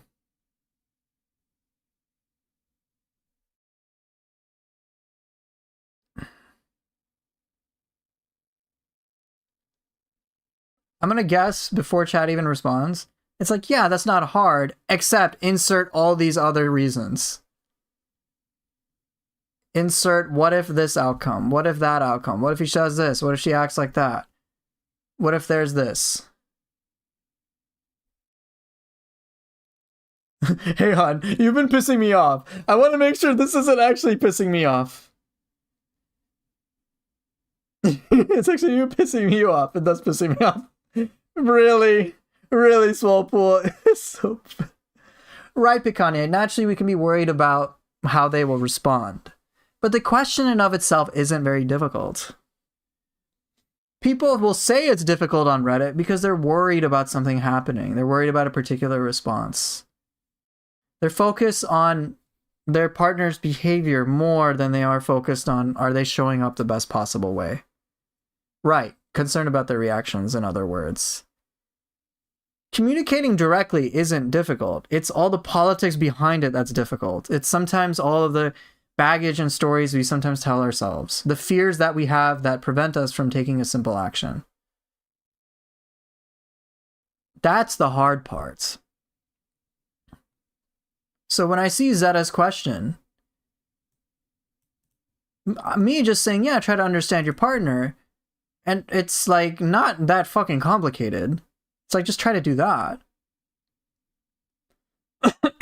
But seeing, oh gosh, my partner is becoming more and more difficult, and I'm afraid that they will never work things out with me, and I'm so scared that it's not going to work out with me, and that a relationship's going to crumble because my partner's going to keep fighting me over and over again, and she just needs to fucking understand so that we can work together. Like, she's making it so hard for me. Oh my gosh. Oh, I'm getting so frustrated. Oh no. I don't want to say something I'll regret. I don't want to do something I'll regret. Oh, I'm so scared. It's like, whoa, whoa, whoa, whoa, whoa. That's a lot of fears inserted into this equation. And again, I don't know if Zeta feels that way. I'm just conjecturing. But it's one possibility. But those types of stories are going to make it really hard to just ask, just out of curiosity, hey, honey, what's going on? Why, like, you seem pretty pissed off with me. I think you're pissed off because of X, Y, or Z things, but I'm pretty sure I don't have the full picture here. Could you let me know what's going on? And just to be clear, I'm not asking you this because I want to deny the way that you're feeling or to put on my own like agenda and tell you you're wrong or force you to do something. I'm just genuinely curious because you have good reasons for doing what you're doing, and I just want to understand to give you what you're looking for.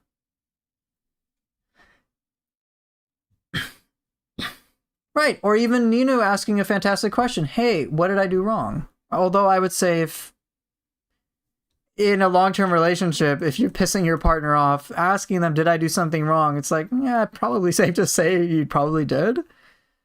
And to try to at least guess as to what you might have done wrong.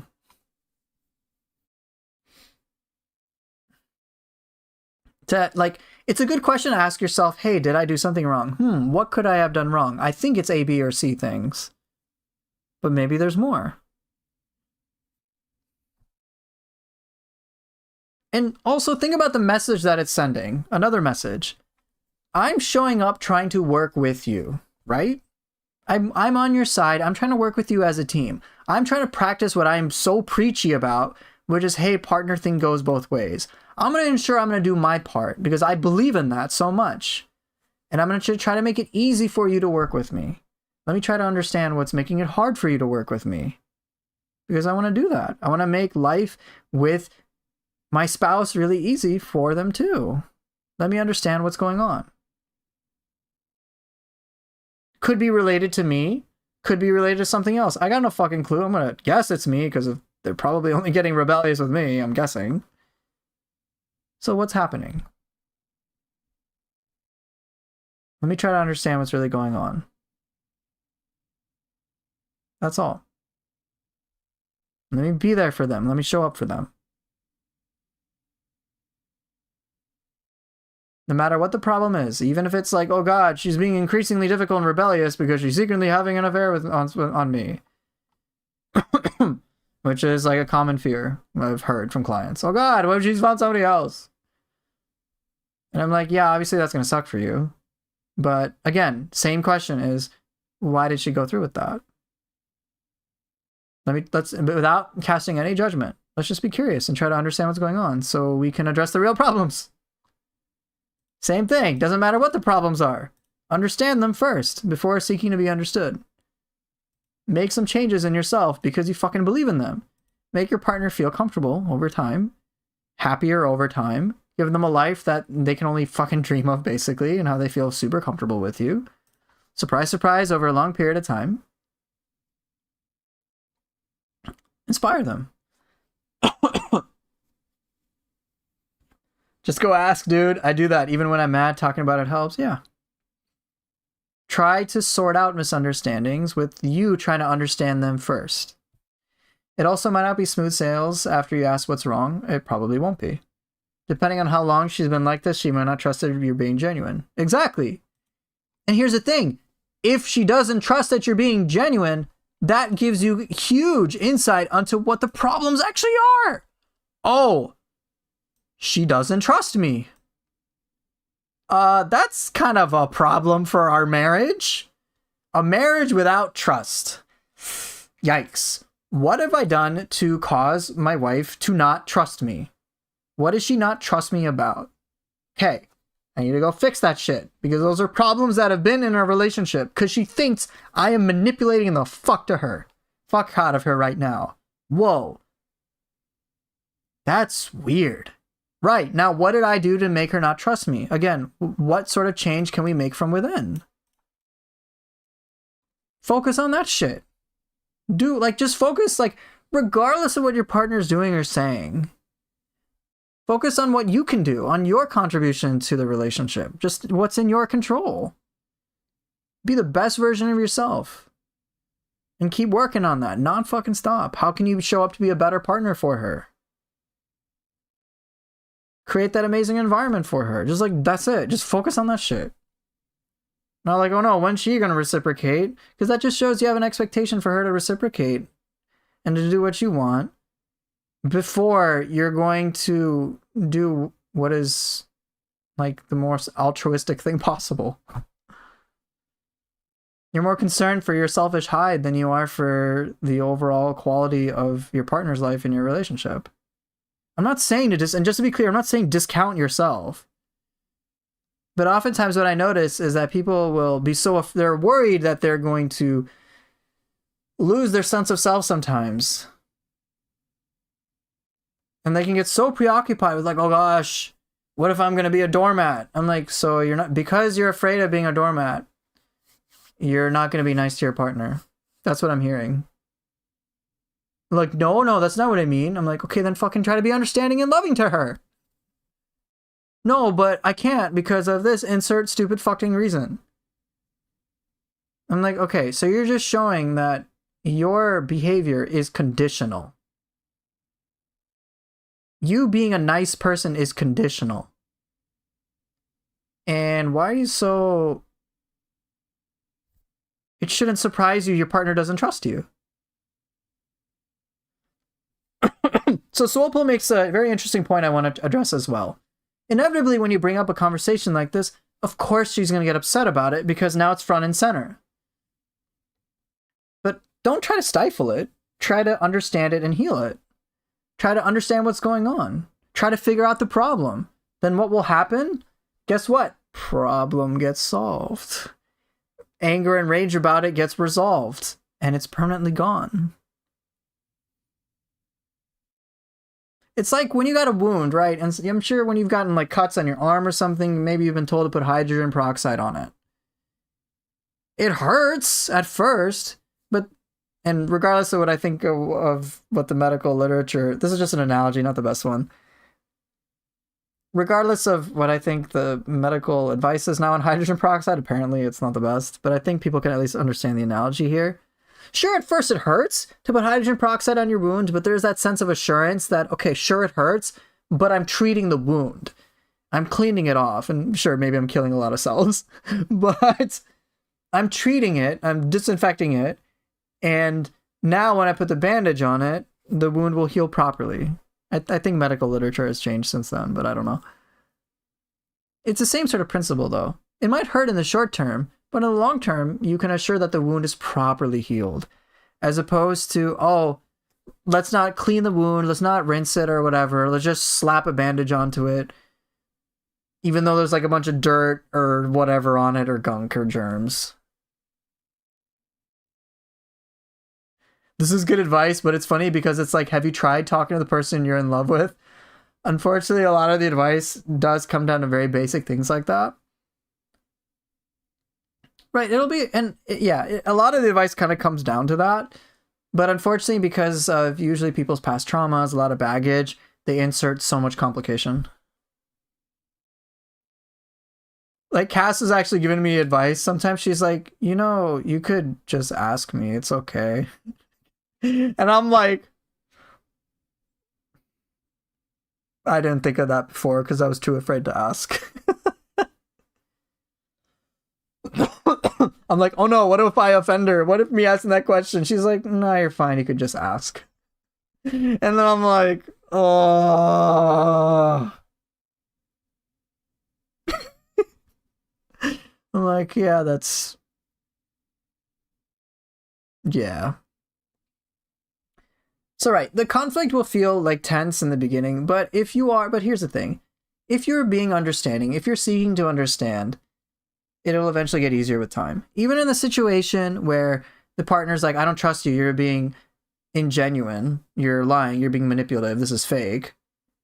If you can understand the problems that exist between the two of you, and you can understand what you can make changes for, then over a long period of time, so many months, do you think at some point she'll be like, oh, I have totally doubted my partner I've totally thought he's full of shit, but his actions demonstrate otherwise.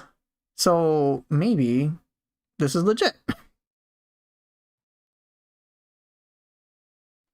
In other words, give her enough evidence, give her a strong amount of evidence, regardless of what she feels. I'm sure she'll change her mind voluntarily. Buying an umbrella will hurt my wallet, but at least I won't be wet from the rain, right?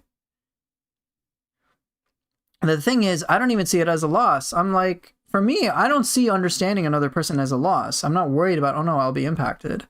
Because I've learned, through me understanding another person's perspective, oftentimes I can clear up a lot of my own fears in the process. And I can understand, oh, this is exactly why it happened, and here's exactly what I can do about it. Like, when we were married, I used to be so fucking insecure about, oh no, Kat's gonna leave me to find somebody else. I would like stress out about it. Oh no, what's Kat's doing? Oh no. And like, the reason she avoided me was because I was toxic as fuck. And she wanted to hang out with her friends to get the fuck away from me. So she like didn't want me involved at all. It had nothing to do with her finding somebody else or even wanting to. And I'm like, oh, so I literally have just been an insecure mess who's been super fucking controlling and obsessing over things that didn't actually fucking exist. Damn, do I got issues. Okay, so this has nothing to do with her. This is my own personal problem. And like, I got my own misunderstandings and fears addressed by me just understanding what's going on. I was like, oh, yeah. And then of course when Cass, like she eventually, like after she divorced me, she started dating, of course. Obviously, because I sucked. But then it was like, yeah, I see what I did.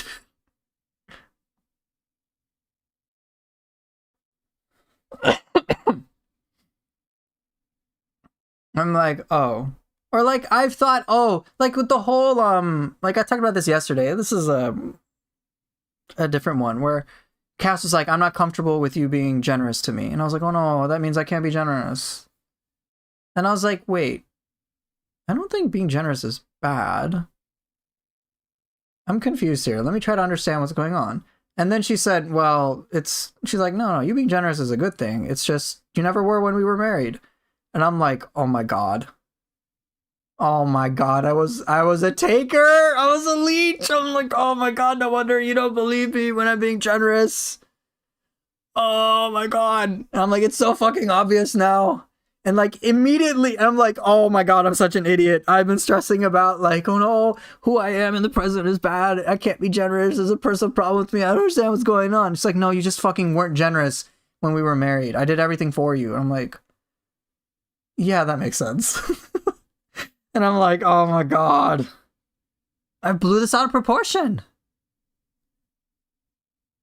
And of course I had other concerns about like, hey, I don't want to like make you uncomfortable. And she's like, no, it's the actual act in of itself is fine. It's just uncomfortable coming from you because your past was so shit. And I'm like, I'm like, okay, I can easily keep being generous. Now that I understand what the problem is, I'm even more comfortable.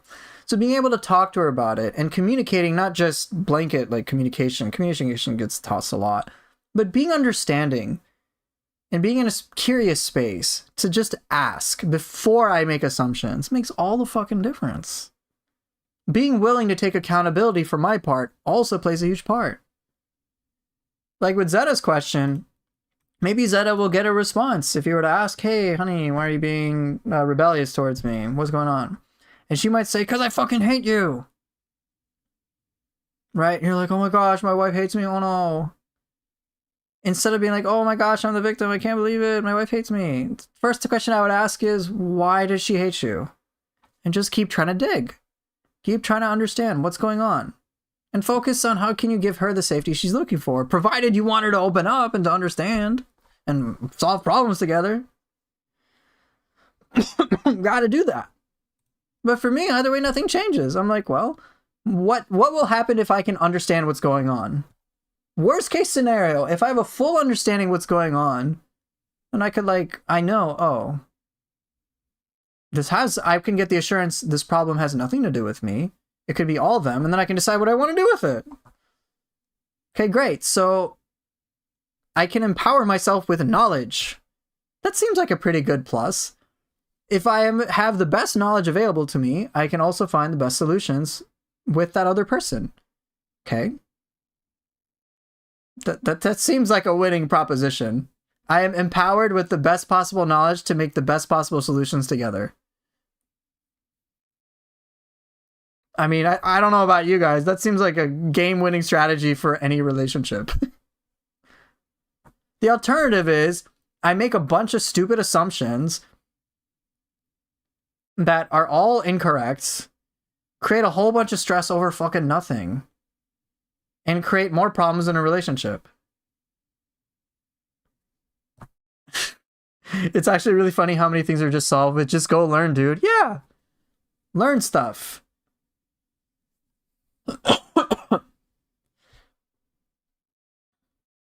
Right, peeping, it could be that too. So let me get to a sub question that Bicania asked. And then, oh shit, so I'm gonna cap this question here. I got one more question I want to address for sure. From Gaki. Are you fucking kidding me? Why? Okay. So Picanha is asking, did you find that insecurity leads to behavior that enacts that exact thing, like a self-fulfilling prophecy? That happens to me a lot. That's actually a very good question. It can. But it's not as cut and dry as I thought. Insecurity in of itself isn't an issue. Those who have mental disorders, for example, like I do, it's not an issue. None of that is an issue in of itself. It's what you do with the insecurity that matters. All right? People are insecure all the time. It's like a normal part of life.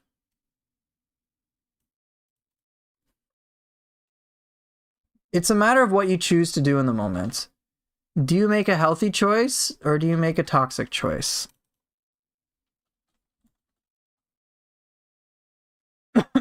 Think about it.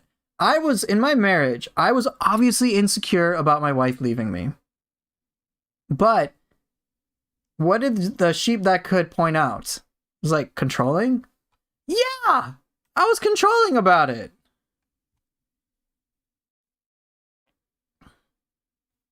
So what happened as a result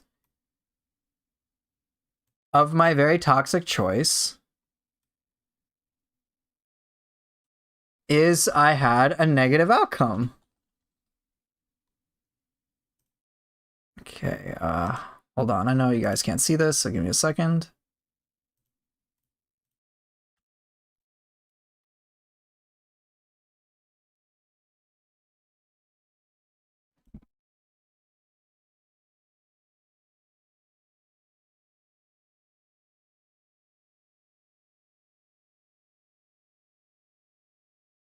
Okay. Yeah, close enough. All right. I get insecure. The way I perceive things is in a very negative light due to my insecurities. All right, I'm seeing things in a negative light, okay? Here, actually I need to add that in here.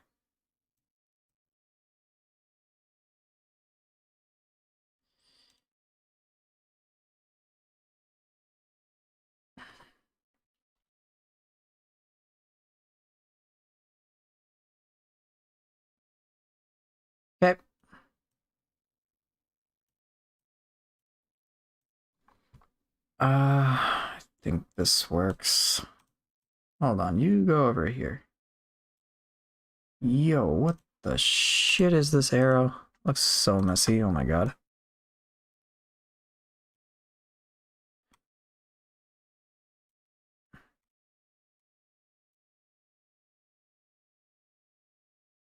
Okay. Here's how self-fulfilling prophecies occur. All right, the negative ones. You feel insecure about something, you think something terrible about it, and sometimes the behavior that you have attached to it. Here. Let's talk about a fear, right? We're afraid of something, or actually, yeah, a negative thought. Insecurity, you have some insecure thought. We're like, oh no, my Cass is gonna leave me. You know, Poofer, I don't mean to be toxic, but you kind of suck with software. I agree. I'm trying to get better at it, bro. I don't use Canva. I'm used to using PowerPoint. I would still suck with PowerPoint.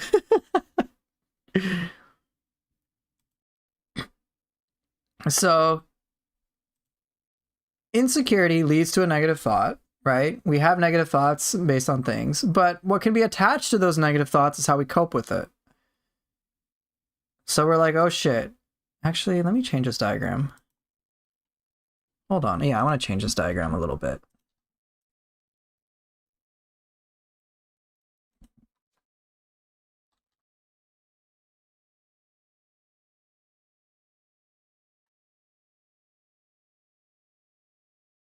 Okay, let's have another one.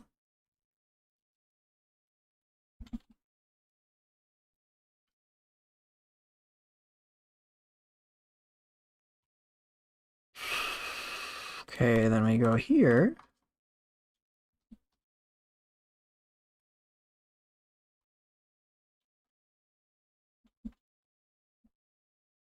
Ah, okay. I think I got it, guys. I think I got it. I think. Okay, so here's how I see it. We have an insecurity. We are afraid of something happening. At this point, when we have a fear, whatever that fear is, it's very natural to have. The difference becomes in what choice that we make, what we decide to do about it. Oftentimes, if we're worried about a self-fulfilling prophecy, we usually make a shitty choice in some regards. So in my case, for example, I was insecure about Cass leaving me, and I was so afraid of that. I don't, like, deep down, I'm like, I mean, insecurity and fears, we can say, are arguably related. God damn it. My diagrams suck. Whatever. Insecurity ratchets up to a feeling of fear, right? Some insecure thought. Actually, yes. No, this is fine. No, it's fine. I'm fine after all. We have an insecurity, something we're afraid of, some thought. We're like, oh gosh, what if they're going to leave me? We start to feel that intense fear, right? But at that point, there's a critical junction. When it comes to negative self-fulfilling prophecies, we'll usually make a very shitty choice because that's all that's available. That's what we know. That's what we're programmed to based on what we've been learned from society, maybe from our family, from other friends, who knows. We make a shitty choice, and then it's like something bad happens. And then we might tell ourselves, damn it, I knew something bad was going to happen. And then that feeds our insecurity even further. And so when we see that event occurring, or anything that reminds us of it, we go back into this loop over and over and over and over again and keep feeding that insecurity. So I was worried about Cass leaving me, or leaving me for somebody else, or whatever. My fears around it got strong. So what did I do? Oh, I was controlling as fuck. I wasn't understanding at all. I was about like, no, me, whatever. I was being selfish. Cass got pushed away from me. My insecurity grew. My fear started to grow. Oh my god. My toxic choices. I got even more controlling. Things got worse. Oh my god. And then she divorced me. Blocked me for months. Nothing's working. But it boils down to me. If I had, like, I can't control outcomes, of course.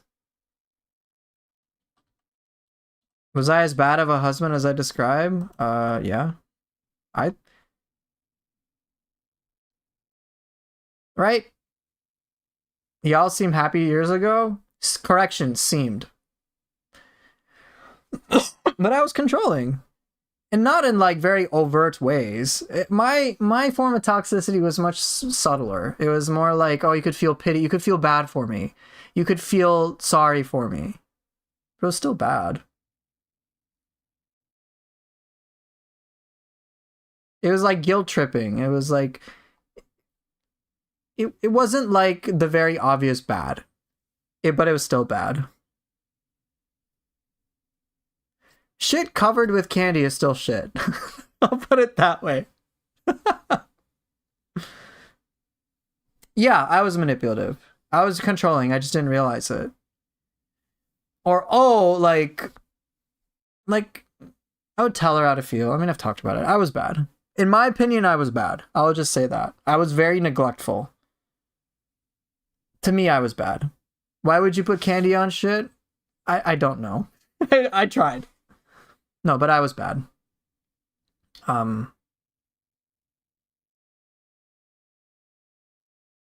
my own standards of what I try to do, I was bad. It's really that simple. I mean, I basically gave her the message I didn't give a fuck about her. I may not have meant to. My intention was never to be a bad husband, but the reality was I was. And she had every right to divorce me.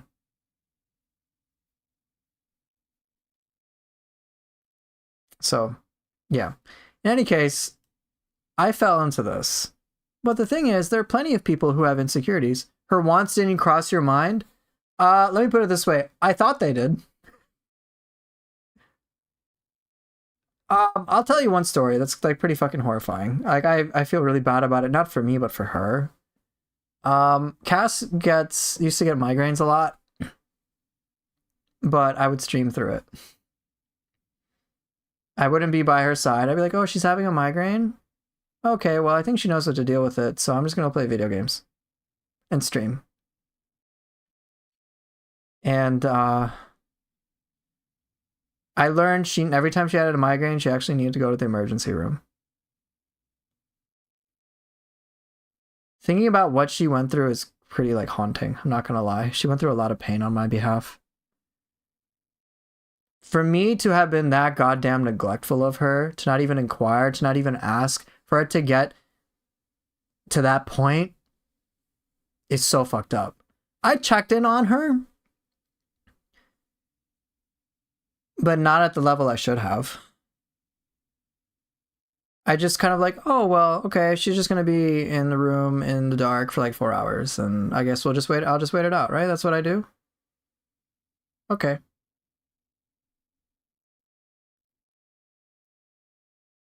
It's pretty bad, man. Now, I wasn't like trying to hurt her or anything, but she got hurt. She realized she couldn't depend upon me. I don't feel bad for me. I feel so bad for her. Or another time, like I was very bad about keeping things clean, and Cass is so huge on cleanliness. So like we'd have dishes piled up for days, and I'd say I'd do them, I never really did. Or I'd be super late on them, and then the house was a mess, so it was just detracting from what she wants. Yeah, exactly, Soulpool. It is fucking awful what I did. It really is. Terrible. Oh, I was unaware. Unaware.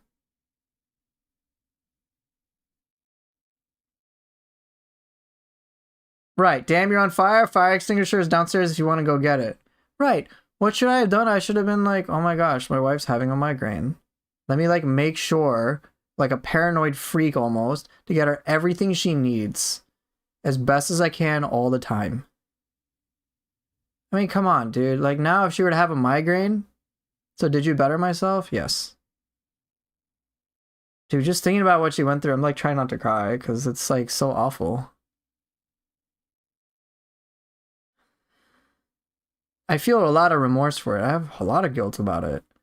So, every time she comes to me with any problem, I'm like, I'm taking it fucking seriously. Because there's no way in hell I ever want her to go through even a shred of that pain again. I don't care what it is. I don't care if she hates me, whatever, just anything. She's got a problem with me, fine. Let me figure out what I can do to make it better. If she's hurting, let me figure out what I can do to make it better.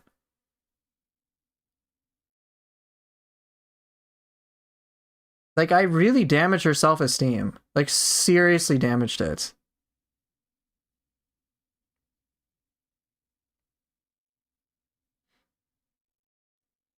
Like, in ways, like, it hits me personally, too, because I've experienced it, too, in my own life. So, like, I know the damage firsthand.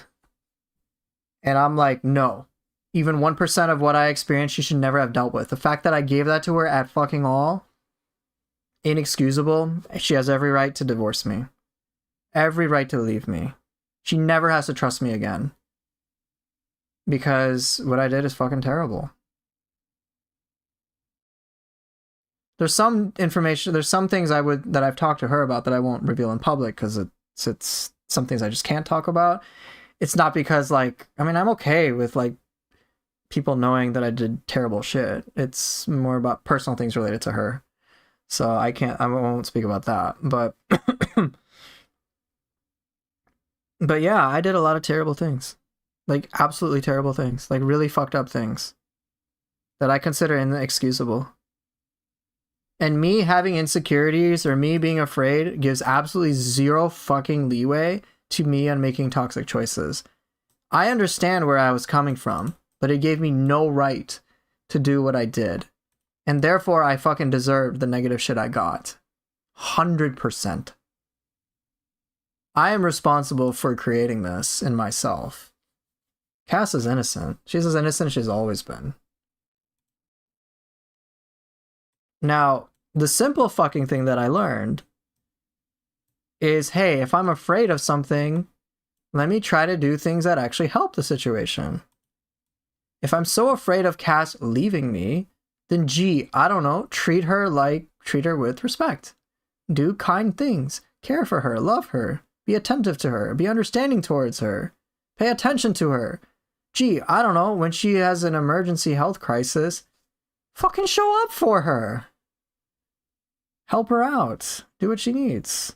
Check in on her. That's it. If I feel so and what I learned as well is if I feel so guilty about my past mistakes or whatever, keep making good decisions. That's it. Having insecurities and fears do not define us. Making mistakes as well doesn't either. We always have a choice to do something better. And not perfect. I'm saying just do better. Do the best that you can do today. And keep doing that. Now, surprise, surprise. Radical concept. Oh. Like, the nicer I am to Cass, and I treat her with respect, and I'm nice to her, and I give her emotional safety, and etc. Surprise, surprise, the nicer she is back to me. I don't have to worry anymore. In fact, Cass will usually reassure me of her own will, which really helps. And then all this insecurity shit and my fears just melt. I remember when I moved in here, I was really scared Cass would kick me out again. She's like, no, I want you here. No, I'm happy to pay for things while you're addressing financial things. That's fine. She's like, no, like, you're a really good person. You've changed. When I'd be insecure about, oh no, have I really changed? Am I still the same toxic piece of shit I was to you before? She's like, no, you're actually, like, you've changed. You've done lots of nice things. Just focus on doing healthier and healthier choices, which you can focus on from within. Your life will get better. It may not happen right away, but over time, you'll feel more secure. Anytime I'm scared about something, I talk to Cass about it, and I'm understanding with her about it. Things get better. I feel more secure. I don't feel as afraid anymore. I can take more risks and have riskier conversations with her. Like, I've told her like many, many months ago how I felt about her, and she doesn't reciprocate. I had a fear and insecurity, but I was able to take a risk. I understood where she was coming from, the problems with it, we get along even better than we did before.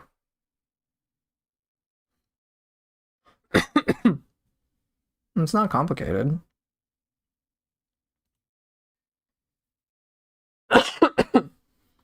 And I think there was a point, I think someone had talked about, hey, what if like someone critiques you?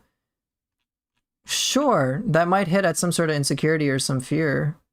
But a choice I will make is to, rather than look at that as someone trying to break me down, what I instead am focused on is like, wait, they're telling me I did a shitty behavior. For me, from my lens, it is important for me to be somebody of these specific values who practice kindness, compassion, understanding, and like just being a good human being in that regard. That's really important to me. So if someone is telling me that I'm not, yes, obviously it hurts. But my instinct is to think, well, fuck. I haven't been as good as I thought I've been. I want to become better. Let me look at what this person is saying, this feedback that I'm getting. Thank God I know about it so I can become better. It short circuits into, this person's trying to help me. This person is trying to help me become the type of person I want to be.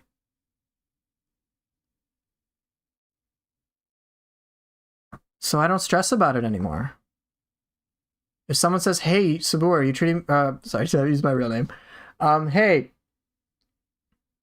Poover Llama,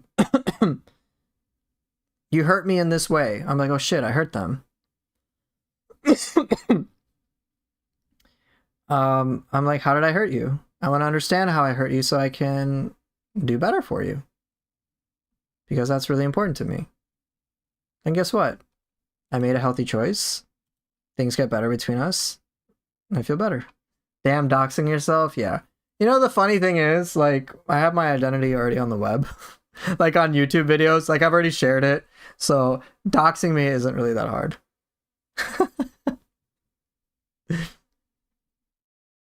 But yeah, that's it. That's all I focus on. No, Cram, get out of here with that shit. But yeah, the reason why mistakes don't define me is because I'm so focused on growing from them. As Mukade 7 is saying, is to work on them so that I never make the same mistake twice. Like, you bet I am, like, if Cass comes to me saying, hey, I've got a migraine, my instinct now is to be like, hey, do you want to go to the ER? I'm like, I remember all the times you needed to go to the ER. This is serious to me now. Do you want to go? I'm like, if you really need to go, we're going to go. But if you want, she's like, no, I don't really want to go. I'm like, are you sure? Because like, I remember this from the past. And I'm like, I'm not letting that happen to you again. And she's like, I got what I need. I'll be fine. I'm like, okay. And then like, I'll still ask. And she's like, it's fine. And I'm like, okay, I'm just concerned. But if you need to go, don't hesitate to go. And then she doesn't tell me. She's like, I'm fine. And another time she's like, hey, I'm in pain. I'm like, okay, let's just go to the ER now. Let me go. She unfortunately, due to my behavior, has a lot of guilt about asking me for stuff even though she's really needed it because of the ways I've conditioned her self-esteem, like very poorly. And so I'm there to be there for her. I'm like, this is some serious pain I put on this woman I said I loved. I didn't treat her the way that a loving person would. I did wrong. So what am I going to do? I'm going to keep making healthier choices. Eventually, positive outcome for me be damned. I don't care. I'm just going to keep making healthier choices anyway. Now, what happens over time is, of course, all this stuff happens, but my sole focus is on this. That's how I get out of any insecurity-based thought loops, where I'm afraid of bad things happening. I am afraid of bad things happening, which is why I do my goddamn best to make sure things get better for her. Yeah, Nino, I feel so bad for her too. She deserves so much better. My heart goes out to her for that. So, I try to do the best I can for her. I don't need any sympathy for me being divorced or anything like that. I'm like, no, I fucking deserved it. The justice goes to her. This was heavy. Yeah, relationship problems can be heavy. So this kind of relates to Fiend Busa's question. This is the type of stuff that really affects me, is like, oh shit, Kaz is in pain. I want to help and be there for her. So what do? I take my stress, I take my anxiety, and try to figure out certain choices I can make that can make things better. And that's it. Nonstop commitment to that. And then, of course, it does make things better. There was a lot of heavy things that happened post-divorce through then. I won't go into that. But yeah, I remember I had some crazy fears. And I was like, I need to do this like pronto. Nonstop focus on this. Yes, I'm afraid of really bad things happening. But because I'm afraid of these bad things happening, I'm doing this. So, taught me a lot. But yeah. But anyway, like these days, things are a lot better between Cass and I. I'm very grateful for it.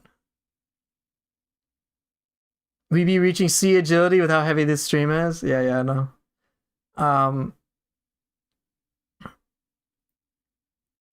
Anyway, so yeah. Hope that kind of well dinner time. Thanks for the stream, everyone. All right, see you later, Swopel. You'll miss the Gaki question. This should be pretty quick. So last question is unfortunately from Gaki, which fuck my life. Oh.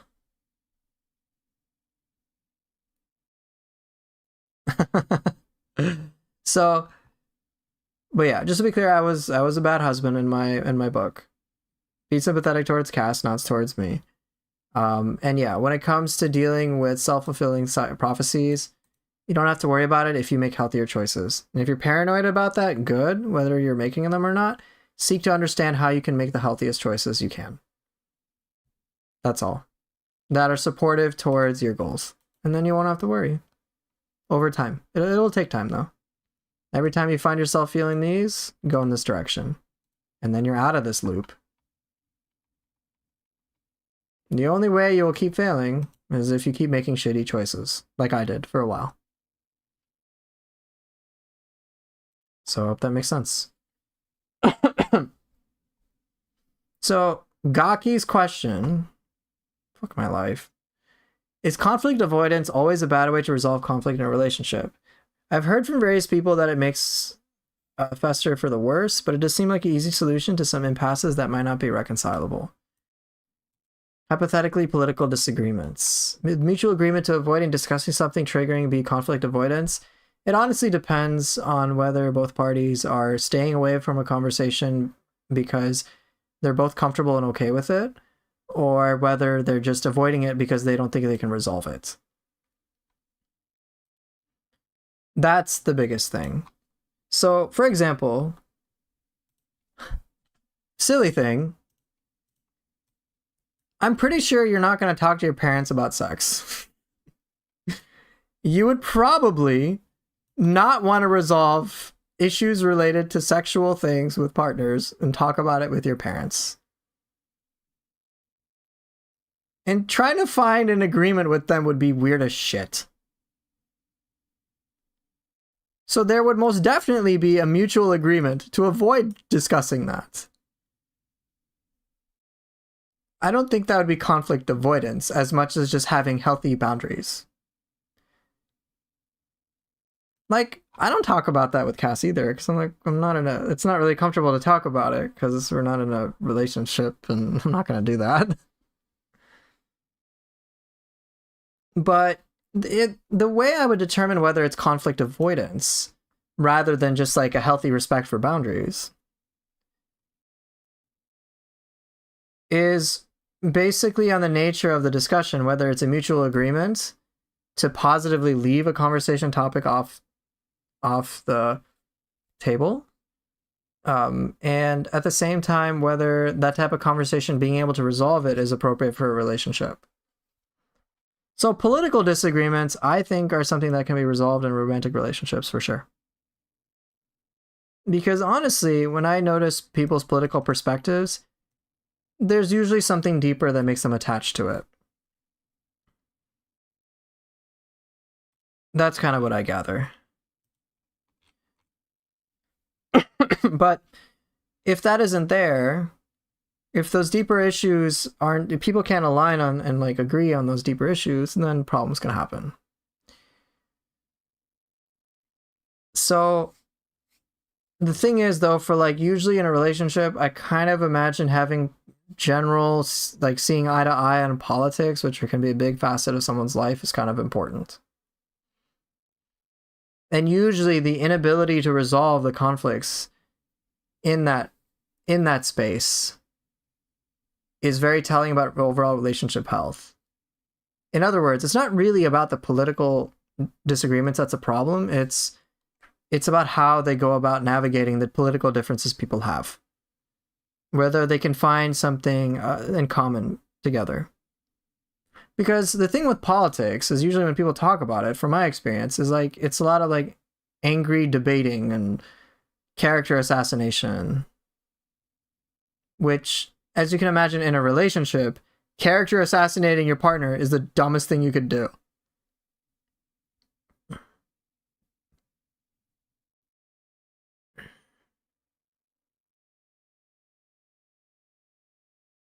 So that's really about it. But some topics, if you have boundaries about it, it's okay, given the context of a relationship.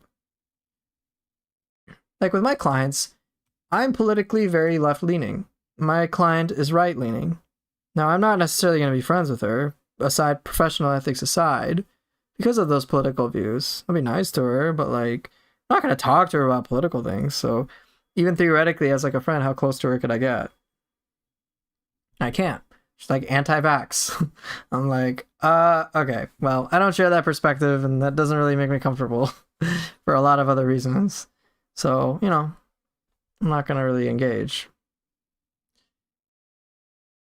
Naturally, I'd want somebody who's on the same wavelength. But for me, what's also important is being flexible in general and just willing to be adaptable. And it isn't like, it's not limited to political disagreements. Cass and I have had political disagreements, but usually we're able to talk things through and find common ground. Anti-spirit stones? Yeah. Right, Sheep, you make a great point. Different political views usually correlates with different ways of life. Right.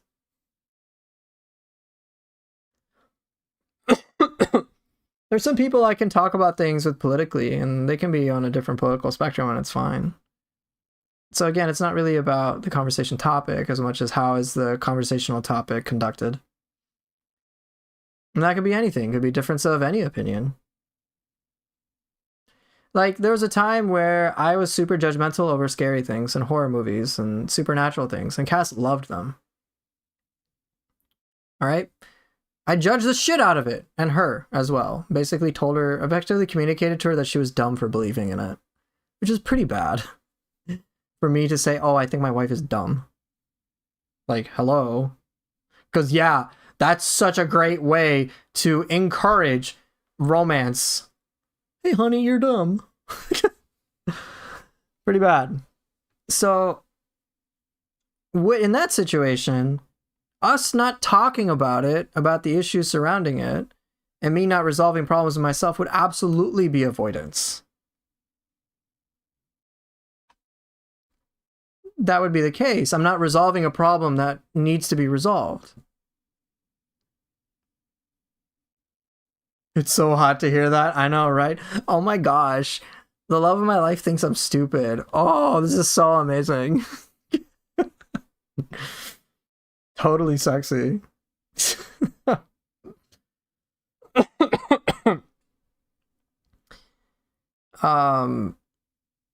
Right. So me not, and then, so there's that, right? Now, let's say after I worked on myself, which I did, if I didn't, there are certain things, there could be certain heated things. If I don't try to talk about them and resolve them with her, obviously it is very much avoidance.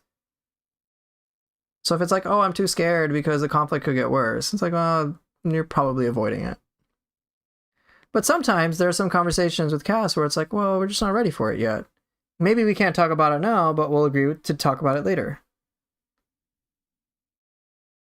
Unfortunately, people are into that, but all power to you, I guess. Well, I'm not going to comment on them. Good luck for them, I guess. Sometimes I can't have a conversation now, but at some point in the future, I'm willing to. I might be willing, but someone else may not to for various reasons. And that's fine. It's, to me, I kind of boil it down to intent and whether there's a genuine mutual agreement to it. It's like, hey, maybe we can't talk about it now, but maybe we could talk about it later. If the intent is to try to resolve things and find common ground, or at the very least set up healthier boundaries, then I think it's fine. I don't think it's avoidance. But if it's like, hey, we can't deal with it now, and I'm never going to deal with it now, or I'm never going to deal with it, and we're just going to always have this impasse, then yeah, I would say it's probably conflict avoidance. If you're afraid of what it could bring up, probably leaning towards conflict avoidance. But then at the same time, it's like, right, like, is it like, does it affect the way we live our lives together? Yeah, that's another good point too. Politics probably would. In a relationship, yeah. Having a conversation about kids probably would be an impact. Where you live, yeah. How you feel about each other, yeah, that's pretty important things.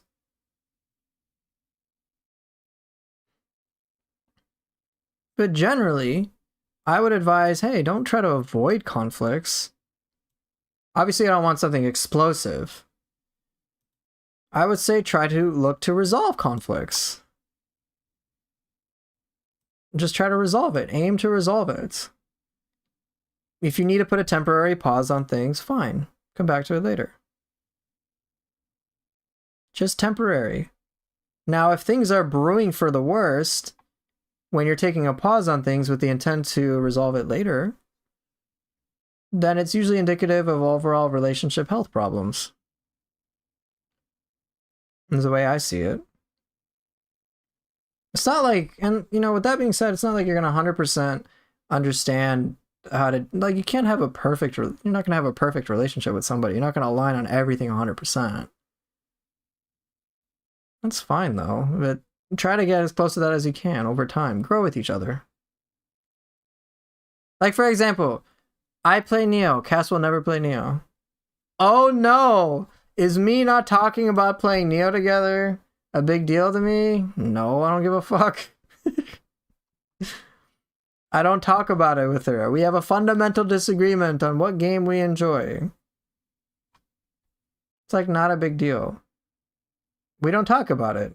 But it's not like a defining aspect of our friendship or our relationship or whatever.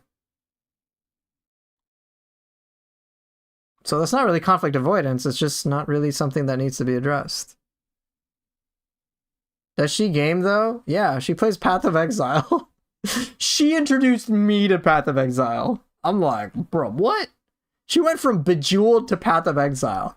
And when she introduced it to me, I was like, what?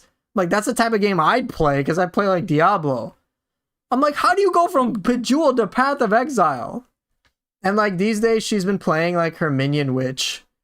And like she's like, yeah, I just like going around and looting things while all my minions, my zombies, my skeletons, and my raging spirits just kill everything. And I want Val summon skeletons, and I want the specific sword with these specific stats on it. It's like hilarious. She I remember in like she's pretty big in gaming in her own way. She likes, I remember when her and I used to play Borderlands 2, she had like the craziest luck. She had more badass rank than me.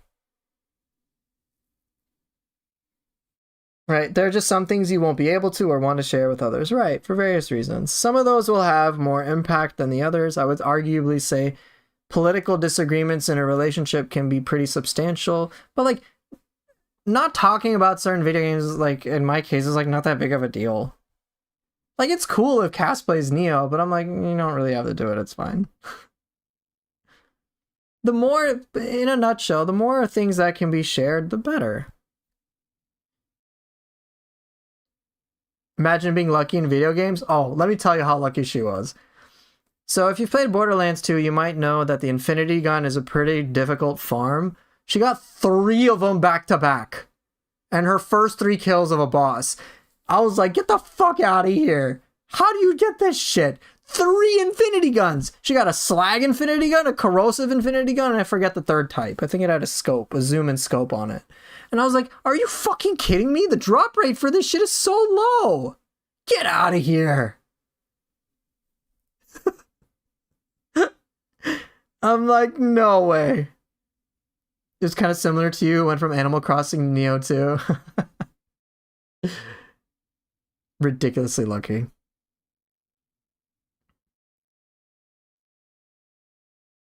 I know, her RNG was off the charts.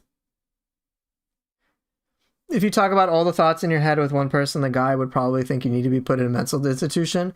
Even outside of that, even it's not even if you're able to, it's just not possible. It's just like not physically possible. I will never 100% know what is Cass's head, and she won't know 100% what's in mine. Even if I tell her everything that I can. Provided I'm always changing and growing. And vice versa for her. If we're evolving, we're changing. Now, if you don't change and you don't evolve and you stay the same, well, you eventually run out of shit to talk about. Because what else is there to talk about? There's no development. There's no growth. It's kind of like with video games. Like right now, why do people stop talking about Neo 3? Because there's no more new content. Ta-da! People will ask me, like, hey, why do you keep playing Neo 3? And that's because I have a specific thing I'm aiming for. But for most people, it's like, yeah, content for Neo 3 is dead right now. There is patch 1.05, but just waiting for the DLC. I mean, that's it. It's a limited lifespan. But for human beings, there's always that growth going, so it's a different issue altogether. All right, in any case, I think I answered this last question enough. In other words, it depends on a lot of... Is conflict avoidance always a bad way to resolve conflict in a relationship? No, it just depends. If things are festering for the worse, think about what types of things are being avoided.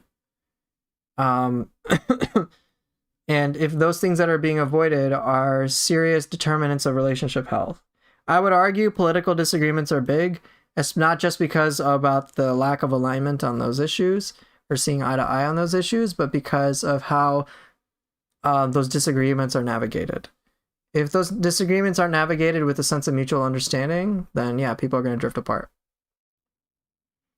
Maybe it's a deal breaker to have and that could potentially be a deal breaker. I don't know.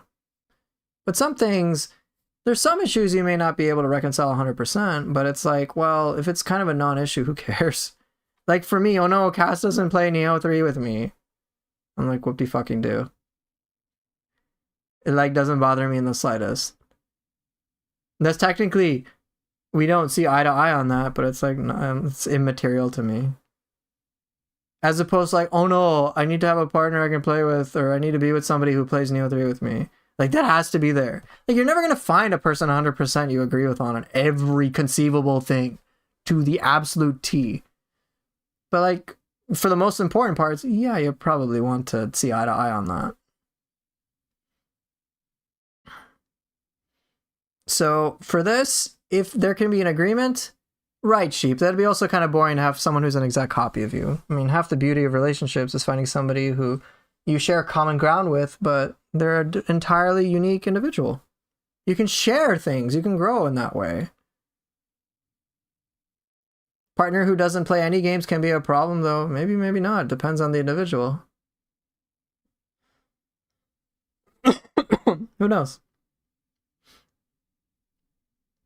Like, obviously a bigger issue would be, hey, let's say I didn't like cats and Cass loved cats. That's kind of an issue. And not talking about that, since we live together, would be a problem.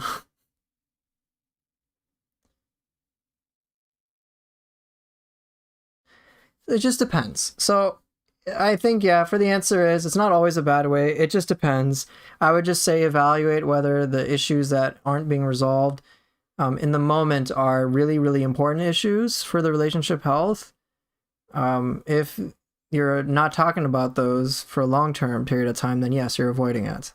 You're avoiding creating a healthier relationship, or at the very least, you're just delaying some inevitable problems.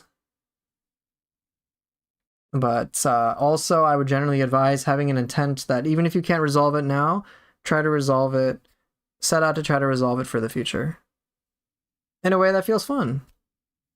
That's all. So yeah, I hope that makes sense. Holy smokes, though. Look at the time. I spent 4 hours. Same with Serpent Sweep enjoyers. I'm not going to berate them insults. Maybe, probably. Exactly. All right, so I've answered Gaki's question. Man, fuck this. So yeah, I guess that's it for today's stream. Where's my diagram? I want my diagram back.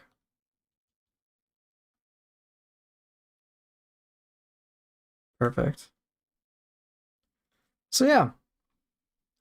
So I guess that's it for today. Hopefully that was rather informative, or at least fun or helpful to talk about. Kind of a different side of me, so to speak, rather than just all my Neo gameplay, which I very much do enjoy. But, you know, wanting a little break from it, and my hand definitely wanting a break from it, is pretty nice. Hey Poofer, do you plan on making this a regular thing? That's a great question. I actually wanted to ask you guys if that was something you'd be interested in as well. Would you want this to be a regular thing? Would you guys like to have more content like this for the future?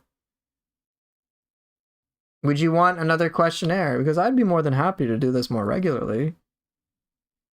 I could even do it next week. I could make this a weekly thing just to kind of see if you guys wanted to chat about things in general. Yeah, it could be Neo during the regular days and yapping during the weekend. So here, what I'll do.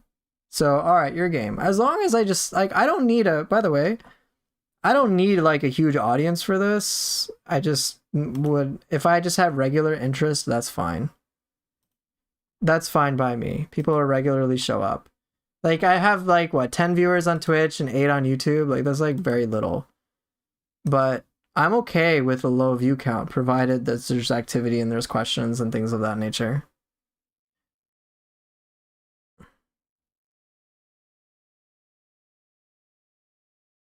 Yeah, totally, Slaughter Boy. It's cool.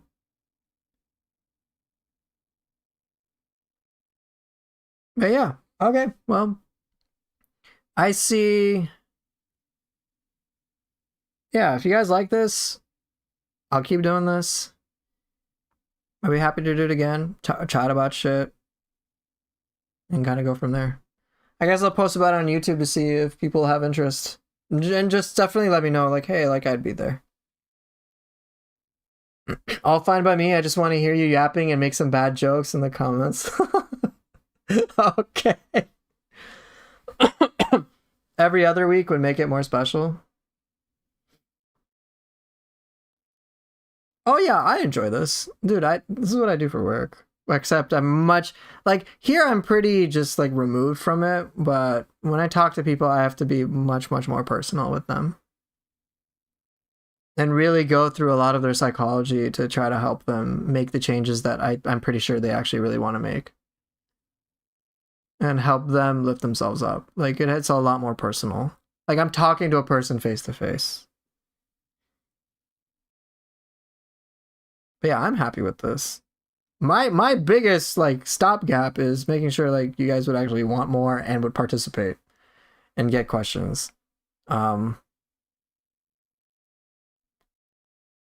But yeah, I guess I will actually take Ninu's advice on just seeing if there's enough interest in 2 weeks. It's in 2 weeks, actually. Let me check. It's like free mental health advice from a professional. Yeah, I suppose it is.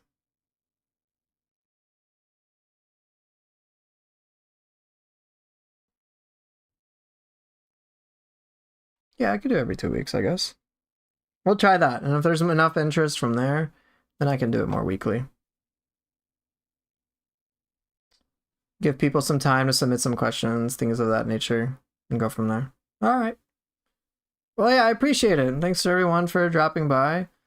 And yeah, hopefully this weekend has certainly been interesting. I mean, if Neo got no content for now, you can make this more regular and go back to 100% Neo 3 when DLC drops.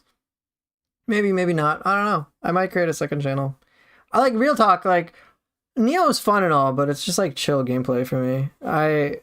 I'm sure it'll be complex. I could make guides on it, but like this is what I do for work type stuff, and I really want to kind of try to do that more regularly on the internet too.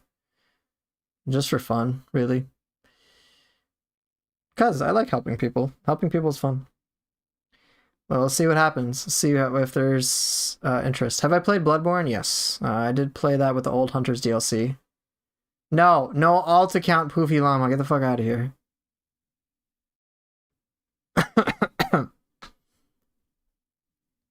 No. Okay, this is when I need to go. Anyway, so yeah, thanks everyone for being here. I'll definitely do this again. Hopefully there'll be enough participation in the next one too. You guys have participated in a great way, and it's been fun to chat about things. So thank you all so much for watching, and I guess I will see everybody later. Take care, and bye.